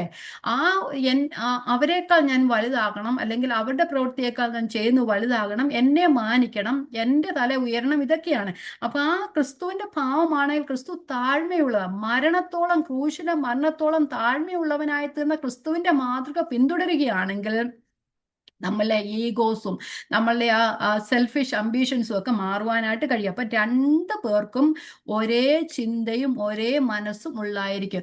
എവിടെയാണെങ്കിലും, സമൂഹത്തിലാണെങ്കിലും സഭയിലാണെങ്കിലും ഇപ്പോഴാണെങ്കിലും നമ്മുടെ ജോലി കാര്യങ്ങളിലാണെങ്കിലും നമ്മൾ ഏക ചിന്തയുള്ളവരായിരുന്നാൽ, ക്രിസ്തുവിൻ്റെ ഭാവം ഉള്ളവരായിരുന്നാൽ അങ്ങനെ എല്ലാവരെയും ഒരേപോലെ തന്നെ കാണുവാൻ കഴിയും. അല്ലെങ്കിൽ മറ്റുള്ളവനെ തന്നേക്കാൾ ശ്രേഷ്ഠനെന്ന് കാണുവാനായിട്ട് കഴിയും. അങ്ങനെയാവുമ്പോൾ ഭിന്നതയുടെ പ്രശ്നം അവിടെ വരുന്നതേ ഇല്ല. അപ്പൊ ഇവിടെ ക്രിസ്തുവിന് മനസ്സുള്ളവരായ രണ്ടുപേർക്കും ഒരേ ചിന്തയാകും. ഇവിടെ പറഞ്ഞ ഏക ചിന്തയോടെ, ഇപ്പം ഒരേ ചിന്ത. കാരണം രണ്ടുപേരുടെ മനസ്സിലെ ചിന്തകൾ നമുക്ക് കാണുവാനായിട്ട് കഴിയില്ല. പക്ഷെ ക്രിസ്തുവിലെ ചിന്തയാണെങ്കിൽ രണ്ടുപേരുടെയും ചിന്ത ഒന്നായിരിക്കും. ചിന്തയോടെ ഇരിപ്പാൻ. ഇവിടെ ശരിക്കും 4-ാം അധ്യായത്തിലെ ആ 10-11 വരെയുള്ള വാക്യങ്ങളൊക്കെ പറയുന്നത് നിങ്ങളുടെ ചിന്തകൾ ശരിയാക്കണമാ. ഇവിടെ പറയും ഒന്നിനെ കുറിച്ചും വിചാരപ്പെടരുതെന്ന് പറഞ്ഞു. കാരണം ഒരാളുടെ ചിന്തയാണ് അവരെ നിയന്ത്രിക്കുന്നത്. ആ ഒരാളുടെ ചിന്ത എങ്ങനെയായിരിക്കുന്നുവോ അതുപോലെയാകുന്നു അയാളെ. അപ്പം നമ്മുടെ ചിന്തകൾ നല്ലതാണെങ്കിൽ നമ്മുടെ പ്രവൃത്തികളും അങ്ങനെയായിത്തീരും, നമ്മുടെ നടപ്പ് അങ്ങനെ ആയിത്തീരും, നമ്മുടെ ജീവിതം അങ്ങനെ ആയിത്തീരും. നമ്മൾ ദുഷ്ടചിന്തകളാണ് നമ്മുടെ ജീവിതത്തിലെങ്കിൽ നമ്മെ ഭരിക്കുന്നത് ആ ചിന്തകളായിരിക്കും. അത് നമ്മുടെ ആ സ്ഥിരമായി ആ ദുഷ്ടചിന്തകൾ നമ്മുടെ മനസ്സിൽ വന്നു കഴിഞ്ഞാൽ അത് നമ്മുടെ പ്രവൃത്തിയിലൂടെയും വെളിപ്പെട്ട് വരും. അത് നമ്മുടെ ജീവിതത്തിന്റെ ഭാഗമായി തീരുകയും ചെയ്യും. അവിടെയാണ് പറയുന്നത് കർത്താവിൽ ഏക ചിന്തയോടിരിപ്പാൻ. അവരോട് പറയണം, നിങ്ങൾ ഏക ചിന്തയോടിരിക്കാൻ. ആരില? കർത്താവിൽ ഏക ചിന്തയോടിരിക്കാൻ ഞാൻ സിന്ധുകയും യുവതിയെയും പ്രബോധിപ്പിക്കുന്നു എന്ന് പറഞ്ഞു. അപ്പൊ ഇവര് ലീഡേഴ്സ് ആയിരിക്കാം, ഇവരവർക്ക് മറ്റുള്ളവർക്ക് മാതൃകയാകേണ്ടവരാണ്. ഇങ്ങനെ ചെയ്തു കഴിഞ്ഞാൽ മറ്റുള്ളവരും അത് തുടരും. അതുകൊണ്ടാണ് പൗലോസ് അപ്പോസ്തലൻ രണ്ടു പേരുടെയും പേര് പറഞ്ഞ് അവർക്ക് എഴുതിയ ജനറൽ ലെറ്ററിൽ അങ്ങനെ എഴുതി വച്ചിരിക്കുന്നത്. നമ്മൾ തീമത്യോസിന്റെ ലേഖനത്തിലും കാണുമ്പോൾ നമുക്കറിയാം, മൂപ്പന്മാരുടെ കാര്യം പറഞ്ഞിട്ട് 1 തീമത്യോസ് 5:20-21 വാക്യങ്ങൾ മൂപ്പന്മാരെ പറ്റി പറഞ്ഞിട്ട് പറയുകയാണ്, നിങ്ങൾ പാപം ചെയ്തവരെ മറ്റുള്ളവരുടെയും ഭയത്തിനായി എല്ലാവരും കേൾക്ക ശാസിക്കാം. വായിച്ചു പോകാം. 1 തീമത്യോസ് 5:20-21 വാക്യങ്ങൾ. പാപം ചെയ്യുന്നവരെ ശേഷമുള്ളവർക്കും ഭയത്തിനായി എല്ലാവരും കേൾക്ക ശാസിക്കാം. നീ പക്ഷമായി ഒന്നും ചെയ്യാതെ കണ്ട് സിദ്ധാന്തം കൂടാതെ ഇവയെ പ്രമാണിച്ചു കൊള്ളണമെന്ന്, സിദ്ധാന്തം എന്ന് പറഞ്ഞാൽ പക്ഷപാതം കൂടാതെ ഇവയെ പ്രമാണിച്ചു കൊള്ളണമെന്ന് ഞാൻ ദൈവത്തെയും ക്രിസ്തുയേശുവിനെയും ശ്രേഷ്ഠ ദൂതന്മാരെയും സാക്ഷിയാക്കി എന്നോട് കൽപ്പിക്കുന്നു. അപ്പൊ ഒരു കൽപ്പനയാവിടെ, ഇവിടെയും ഒരു കൽപ്പനയായിട്ടാണ് പറഞ്ഞിരിക്കുന്നത്. ഏക ചിന്തയോടിരിപ്പാൻ. അപ്പം പാപം ചെയ്യുന്നവരെ ശേഷമുള്ളവർക്കും ഭയത്തിന്, അത് മൂപ്പന്മാരുടെ കാര്യമാണ്, സഭയിലെ ലീഡേഴ്സിന്റെ കാര്യമാണ്. അതുകൊണ്ടാണ് പറയുന്നത് ലീഡേഴ്സിനെ ഫോളോ ചെയ്യുന്നവരാ ബാക്കി എല്ലാവരും. നമ്മൾ കഴിഞ്ഞ ക്ലാസ്സിലും പറഞ്ഞു, മറ്റുള്ളവർക്ക് നാം മാതൃകയായി തീരണമെന്ന് പറയുന്നു. നമ്മളുടെ മാതൃക കണ്ട് മറ്റുള്ളവർ പഠിക്കണം. അപ്പം ലീഡേഴ്സ് പാപം ചെയ്ത് കഴിഞ്ഞാൽ അവരുടെ ആ പാപം ചെയ്യുന്ന പ്രവൃത്തി കണ്ടായിരിക്കും മറ്റുള്ളവരും പഠിക്കുന്നത്. കാരണം അവർ ചെയ്തല്ലോ, അപ്പൊ പ്രശ്നമില്ല, നമുക്കും വലിയ കുഴപ്പമില്ലെന്ന്. അത് തെറ്റാണെന്ന് മനസ്സിലായി കഴിഞ്ഞാൽ അവര് ചെയ്യുന്നല്ലോ, അപ്പം നമ്മൾ ചെയ്താലും വലിയ കുഴപ്പമില്ലെന്ന് പറഞ്ഞ് അങ്ങോട്ട് പോകും. അതുകൊണ്ടാണ് വചനത്തിലുടനീളം പറയുന്നത് പാപം ചെയ്യുന്നവരെയും ശേഷമുള്ളവർക്ക് ഭയത്തിനായി എല്ലാവരും കേൾക്കെ ശാസിക്കുക. ഇവിടെ പറയുകയാണ്, ഞാൻ ദൈവത്തെയും ക്രിസ്തുയേശുവിനെയും ശ്രേഷ്ഠ ദൂതന്മാരെയും സാക്ഷിയാക്കി നിന്നോട് കൽപ്പിക്കുന്നു. അവിടെ അത് എഴുതി വെച്ചിട്ടുണ്ടെങ്കിലും ഇവിടെ വഴികൾക്കിടയിലൂടെ നമുക്ക് വായിക്കുവാനായിട്ട് കഴിയും, ദൈവത്തെയും ശ്രേഷ്ഠ ദൂതന്മാരെയും ഒക്കെ സാക്ഷിയാക്കിയ പൗലോസ് ഇത് ഇവരോടും കൽപ്പിക്കുന്നത് എന്ന് നമുക്ക് മനസ്സിലാക്കാൻ കഴിയും. നമുക്കറിയാം, ഗലാത്യ ലേഖനത്തില് നമ്മൾ പഠിച്ചപ്പോഴേ പീറ്ററിനോട് എതിർത്ത് നിൽക്കുന്ന പൗലോസിനെയാണ് കണ്ടത്. അപ്പം പീറ്റർ എന്ന് ലീഡർ ആയിരുന്നല്ലേ. അപ്പൊ അതെന്തിനായിരുന്നു? അവരെ വിശ്വാസത്തിന്റെ സത്യം അനുസരിച്ച് ചൊവ്വായി നടക്കുന്നില്ല എന്ന് കണ്ടിട്ട്, അല്ലെ സുവിശേഷത്തിന്റെ സത്യം ചൊവ്വായി നടക്കുന്നില്ല എന്ന് കണ്ടിട്ട് ഞാൻ എല്ലാവരോടും കൂടെ കേട്ട കേഫാവിനോട് പറഞ്ഞത്, യഹൂദനായ നീ യഹൂദ മര്യാദ പ്രകാരമല്ല നടക്കുന്നതെന്ന് പറയുന്നല്ലേ. എന്നിട്ട് ജാതികളുടെ മര്യാദ അനുസരിച്ച് നടക്കുന്ന നീ ജാതികളെ യഹൂദ മര്യാദ അനുസരിപ്പാൻ പ്രബോധിപ്പിക്കുന്ന എന്ന് പറയുന്നുണ്ടല്ലേ. അപ്പൊ അവിടെ പറയുന്ന, അവിടെ ലീഡറാണ് തെറ്റുപറ്റിപ്പോയത്. അപ്പൊ ആ ലീഡർ മാത്രമല്ല, പല യഹൂദന്മാരും അവരുടെ ആ ലംഘനത്താലെ തെറ്റിപ്പോവാൻ ഇടയായിരുന്നു. നമ്മൾ പൗലോസിന്റെ കൂടെ പോയ ബർന്നബാസ് പോലും അവരുടെ കപടത്താൽ തെറ്റിപ്പോകുവാനായിട്ട് ഇടയായി തീർന്നു. അതുകൊണ്ടാണ് പൗലോസ് എല്ലാവരെയും കേൾക്കെ പത്രോസിനെ ശാസിക്കുന്നത്. രണ്ട് അപ്പോസ്തലന്മാർ തമ്മിലുള്ള ഒരു ഒരു എന്താ പറയുന്ന ഒരു തർക്കമാണ്, തർക്കമല്ല, ഒരു സംഘർഷമാണ് അവിടെ കാണുവാനായിട്ട് കഴിയുന്നത്. അന്ന് പൗലോസ് ഏറ്റവും ചെറിയവനെന്ന് പറഞ്ഞാൽ പത്രോസ് ലീഡറാണ്, സഭയുടെ തൂണെന്നായി കേഫാവും യാക്കോബും യോഹന്നാനും തൂണുകളായി എണ്ണപ്പെട്ടവരുന്നവരാ അവരല്ലേ. അങ്ങനെയുള്ളവരുടെ അങ്ങനെയുള്ള പത്രോസിനോട്, വലിയ നേതാവിനോടാണ് ഈ ചെറിയ നേതാവൊന്നും ആയിട്ടില്ല, ആ എതിർത്ത് പറയുന്നത്. അപ്പൊ സുവിശേഷത്തിന്റെ സത്യം അനുസരിച്ച് ചൊവ്വായി നടക്കുന്നില്ല എന്ന് കണ്ടിട്ട് പൗലോസ് അവരെല്ലാവരും കേഫാവിനെ ശാസിക്കുന്നതാണ് കാണുന്നത്. അപ്പോൾ അതിന്റെ അർത്ഥം എന്ന് പറയുന്നത് ഒരു വിശ്വാസി, ഒരു സാധാരണ വിശ്വാസി തെറ്റിപ്പോയാൽ വലിയ പ്രശ്നമൊന്നുമില്ല. അവരെ മാത്രമേ, അല്ലെങ്കിൽ അവരോട് ചെറിയൊരു ഒന്നോ രണ്ടോ പേരായിരിക്കും ചിലപ്പോൾ അവരോട് പോകുന്നത്. പക്ഷെ ഒരു വലിയ ലീഡർ തെറ്റിപ്പോയാൽ അവരുടെ ആ കൂടെ ഉള്ളവരെല്ലാം അവരെ അനുഗമിക്കും, അവരുടെ പാത പിന്തുടരും. അതുകൊണ്ടാണ് പറയുന്നത് അങ്ങനെ ചെയ്ത്. ഇവിടെയും അവരുടെ പേരെടുത്ത് പറയാൻ കാരണമായി തീർന്ന ചിലപ്പോൾ അവര് അങ്ങനെ ലീഡേഴ്സ് ആയവരായിരിക്കാം. അവരുടെ പാത കണ്ട് മറ്റുള്ളവരും പിന്തുടരുത്. മറ്റുള്ളവരുടെയും കൂടെ ഭയത്തിനായാണ് അവരുടെ പേര് പൗലോസ് എടുത്ത് പറഞ്ഞിരിക്കുന്നത്. അല്ലാതെ പൗലോസിന് അവരോട് വൈരാഗ്യമൊന്നും ഉണ്ടായിട്ടല്ല. പൗലോസിനോട് കൂടെ സുവിശേഷ ഘോഷണത്തിൽ പോരാടിയ സ്ത്രീകളായിരുന്നു. അതുകൊണ്ട് പൗലോസ് ഒട്ടും പറയാൻ ചാൻസ് ഇല്ല. പക്ഷെ എങ്കിലും പൗലോസ് പറയുകയാണ്, പൗലോസിന് വൈരാഗ്യമൊന്നുമില്ല, പക്ഷെ പൗലോസ് പറയുകയാണ്, നിങ്ങളേക ചിന്തയോടിരിക്കണം, മറ്റുള്ളവർക്കും ഇത് പാഠമായി തീരണം, ഇത് നമ്മൾക്കും പാഠമായി തീരണം. നമുക്കറിയാം, എവിടെങ്കിലും സഭകളിലൊക്കെ ചിലപ്പം ഭിന്നതകൾ ഉണ്ടാക്കുന്ന ലേഡീസിൽ നിന്നായിരിക്കും അല്ലെ. അത് അവിടുന്ന് ഇച്ചിരി വലിയ തീകോളമായിട്ട് വരുവാനായിട്ട് ഇടയായി തരും. അതുകൊണ്ട് പറഞ്ഞ സ്ത്രീകൾ അടങ്ങിയിരിക്കുക, സഭയിൽ മിണ്ടാതിരിക്കണം എന്നൊക്കെ അതുകൊണ്ടാണ് പൗലോസ് പറയുന്നത് അല്ലേ. മറ്റുള്ളവരെ ഉപദേശിക്കാനൊന്നും പോകണ്ട. ആ പൂർണ്ണ നമ്മൾ തിമോഥെയോസിന്റെ ലേഖനമൊക്കെ ഒന്ന് പറയുമ്പോൾ സ്ത്രീ പൂർണ്ണ അനുസരണത്തോടെ പഠിക്കട്ടെ എന്നൊക്കെ പറയുന്നുണ്ട്. കീഴ്പ്പെടേൽ ഇപ്പം അല്ലാതെ പുരുഷന്റെ മേൽ അധികാരം നടത്തണമെന്ന് സ്ത്രീയെ ഞാൻ അനുവദിക്കുന്നില്ല എന്നൊക്കെ പറയുന്നുണ്ട്. അപ്പം അതുകൊണ്ട് സ്ത്രീകൾ സഭയിൽ മിണ്ടാതിരിക്കണം എന്നൊക്കെ പറയുന്നുണ്ട് അല്ലേ. അപ്പൊ ഇവിടെ ലീഡേഴ്സ് ആയിരിക്കാം.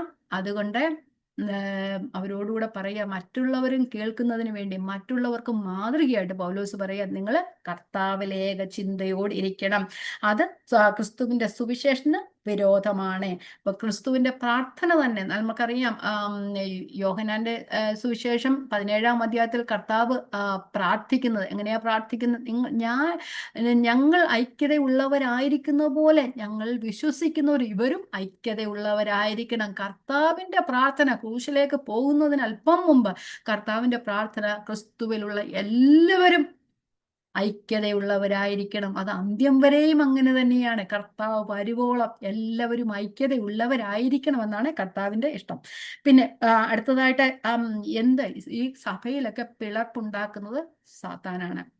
എവിടെയും പിളർപ്പുണ്ടാക്കുന്നത്, അത് കുടുംബത്തിലായാലും, അത് സ്ഥാപനങ്ങളിലായാലും, അത് വിശ്വാസികൾ ഇടപെടുന്ന ഏത് മേഖലകളിലായാലും, സഭയിലായാലും ഭിന്നത ഉണ്ടാക്കുന്നത് സാത്താനാണ്. കാരണം കർത്താവ് തന്നെ പറയുന്നുണ്ട്, ഞാൻ എൻ്റെ സഭയെ പണിയും, പാതാള ഗോപുരങ്ങൾ അതിനെ ജയിക്കയില്ല. അങ്ങനെ കർത്താവ് പറയണമെങ്കിൽ പാതാള ഗോപുരങ്ങൾ ആ സഭയെ ജയിക്കാനായിട്ട്, കീഴ്പ്പെടുത്താനായിട്ട് അവസരങ്ങൾ നോക്കിക്കൊണ്ടേയിരിക്കുക. അതുകൊണ്ടാണ് കർത്താവ് പറഞ്ഞ, ഞാൻ എൻ്റെ സഭയെ പണിയും, പാതാള ഗോപുരങ്ങൾ അതിനെ ജയിക്കയില്ല. കാരണം പിശാചിന്, നമുക്ക് കൊരിന്ത്യർ ലേഖനത്തിലൊക്കെ പറഞ്ഞ, പിശാചിന് തന്ത്രങ്ങളെ നാം അറിയാത്തവരല്ലല്ലോ. ഒരു തന്ത്രമല്ല, പല തന്ത്രങ്ങൾ പ്രയോഗിച്ചുകൊണ്ട് വരുന്ന ഭിന്നത ഉളവാക്കുക എന്നുള്ളതാണ് പിശാചിന്റെ ആദ്യത്തെ തന്ത്രം എന്ന് നമുക്ക് പറയാനായിട്ട് കഴിയുന്നത്.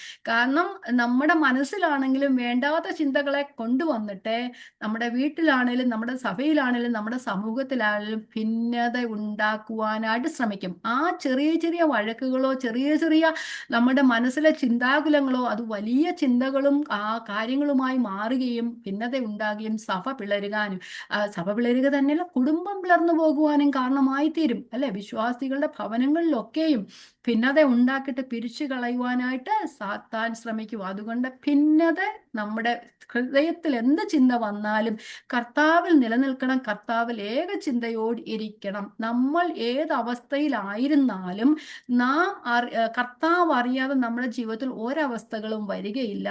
ഏതവസ്ഥയിലായിരുന്നാലും അതിനെ സഹിപ്പാനും അതിനെ അതിജീവിച്ച് മുമ്പോട്ട് പോകുവാനുമുള്ള കൃപ ദൈവം നമുക്ക് തരും. അതുകൊണ്ടല്ലേ പറയുന്നത്, എൻ്റെ ദൈവവും നിങ്ങളുടെ ബുദ്ധിമുട്ടൊക്കെയും തൻ്റെ ധനത്തിനത്തോളം മഹത്വത്തോടെ കർത്താൽ. അത് ഏത് ബുദ്ധിമുട്ടാണെങ്കിലും, അത് ധനത്തിൻ്റെ കാര്യം മാത്രമല്ല, ഏത് ബുദ്ധിമുട്ടാണെങ്കിലും അത് മാറ്റിത്തരുവാൻ നമ്മുടെ കർത്താവ് നമ്മോട് കൂടെയുണ്ട്. പൗലോസിന്റെ ഇത്രത്തോളം പ്രശ്നങ്ങളിലൂടെ കടന്നുപോയ സാഹചര്യത്തിലും ഇപ്പോഴും താൻ തടവറയിലിരുന്ന് സന്തോഷിപ്പാൻ കാരണം, നിലനിൽപ്പീൻ എന്ന് പറയുവാൻ കാരണം, ഏകചിന്തയോട് ഇരിപ്പീൻ എന്ന് പറയാൻ കാരണം, തൻ്റെ സമീപത്തെ തന്നോടുകൂടെ കർത്താവ് ഉള്ളത് കൊണ്ടാണ്. ആ ക്രിസ്തുവിന്റെ സന്തോഷവും ആ ക്രിസ്തുവിന്റെ സമാധാനവും ക്രിസ്തുവിന്റെ സാമീപ്യവും ഏറ്റവും അടുത്തറിഞ്ഞ പൗലോസ് പറയുകയാണ്. അല്ലെങ്കിൽ തടവറയിൽ ഇരുന്ന് ആർക്കും ഒന്നും പറയുവാനായിട്ട് കഴിയത്തില്ല, അല്ലെ? എങ്ങനെയൊന്നും പറയുവാനായിട്ട് കഴിയത്തില്ല.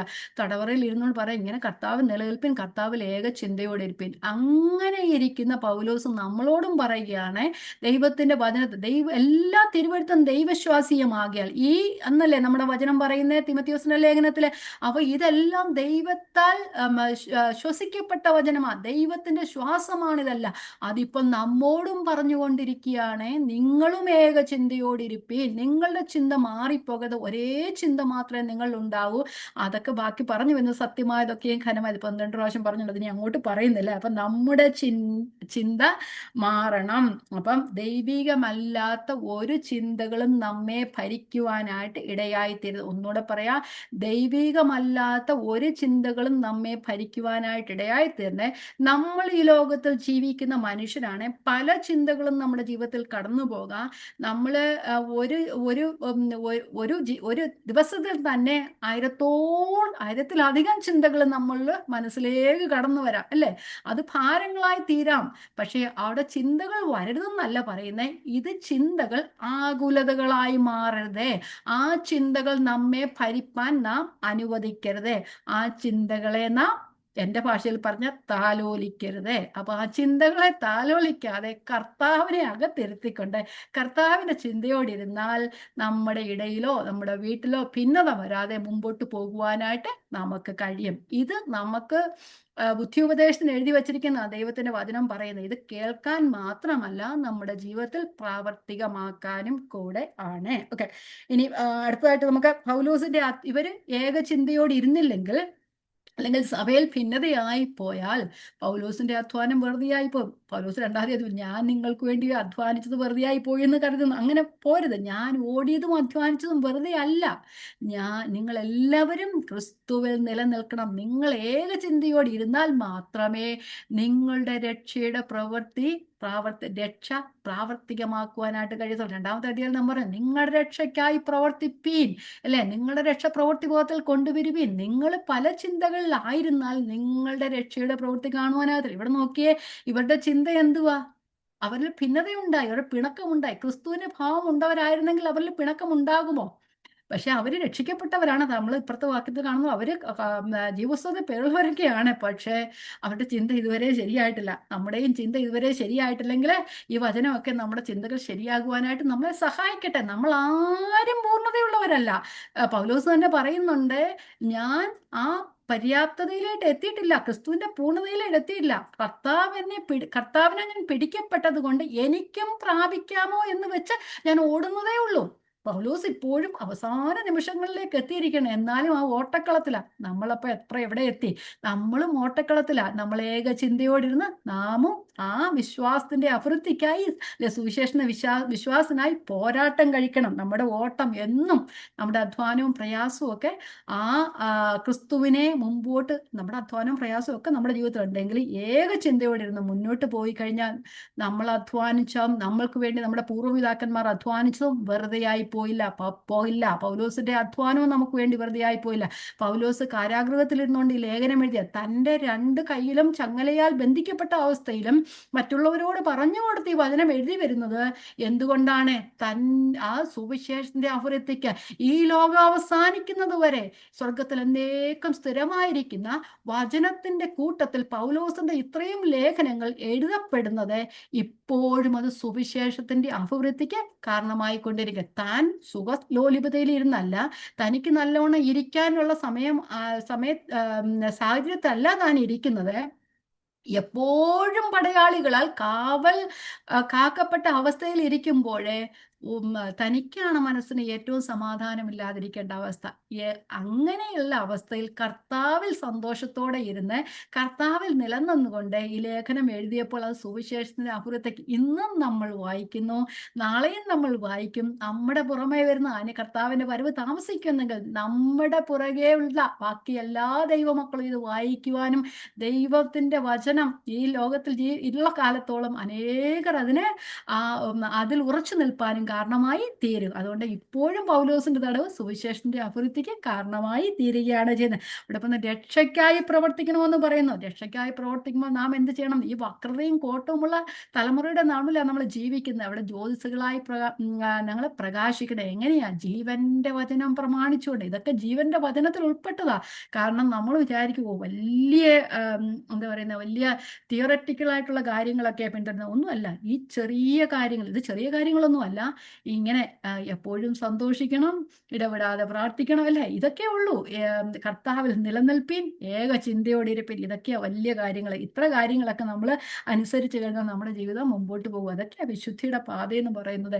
നമ്മുടെ ചിന്തകളൊക്കെ നമ്മൾ ക്രമീകരിച്ച് മുമ്പോട്ട് പോവുകയാണെങ്കിൽ നമ്മുടെ ജീവിതത്തിൽ യാതൊരു ബുദ്ധിമുട്ടും വരുവാനായിട്ട് ഇടയായിത്തീരില്ല. നമ്മൾ നമ്മളെ തന്നെ മനസ്സിലാക്കണം. ആദ്യം നമ്മൾ ആരാണെന്ന് മനസ്സിലാക്കണം, അല്ലെ? നമ്മൾ കൂടുതൽ ദൈവത്തെ അറിയുന്നത് മൂലം നമ്മൾക്ക് മനസ്സിലാക്കാൻ കഴിയുന്നത് നാം നമ്മെ തന്നെ മനസ്സിലാക്കുക എന്നുള്ളതാ.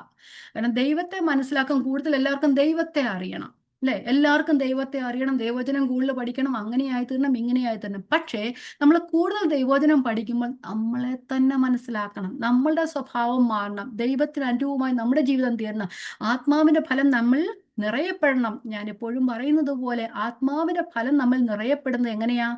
ക്രിസ്തുവിൽ വസിക്കുന്നത് മൂലം.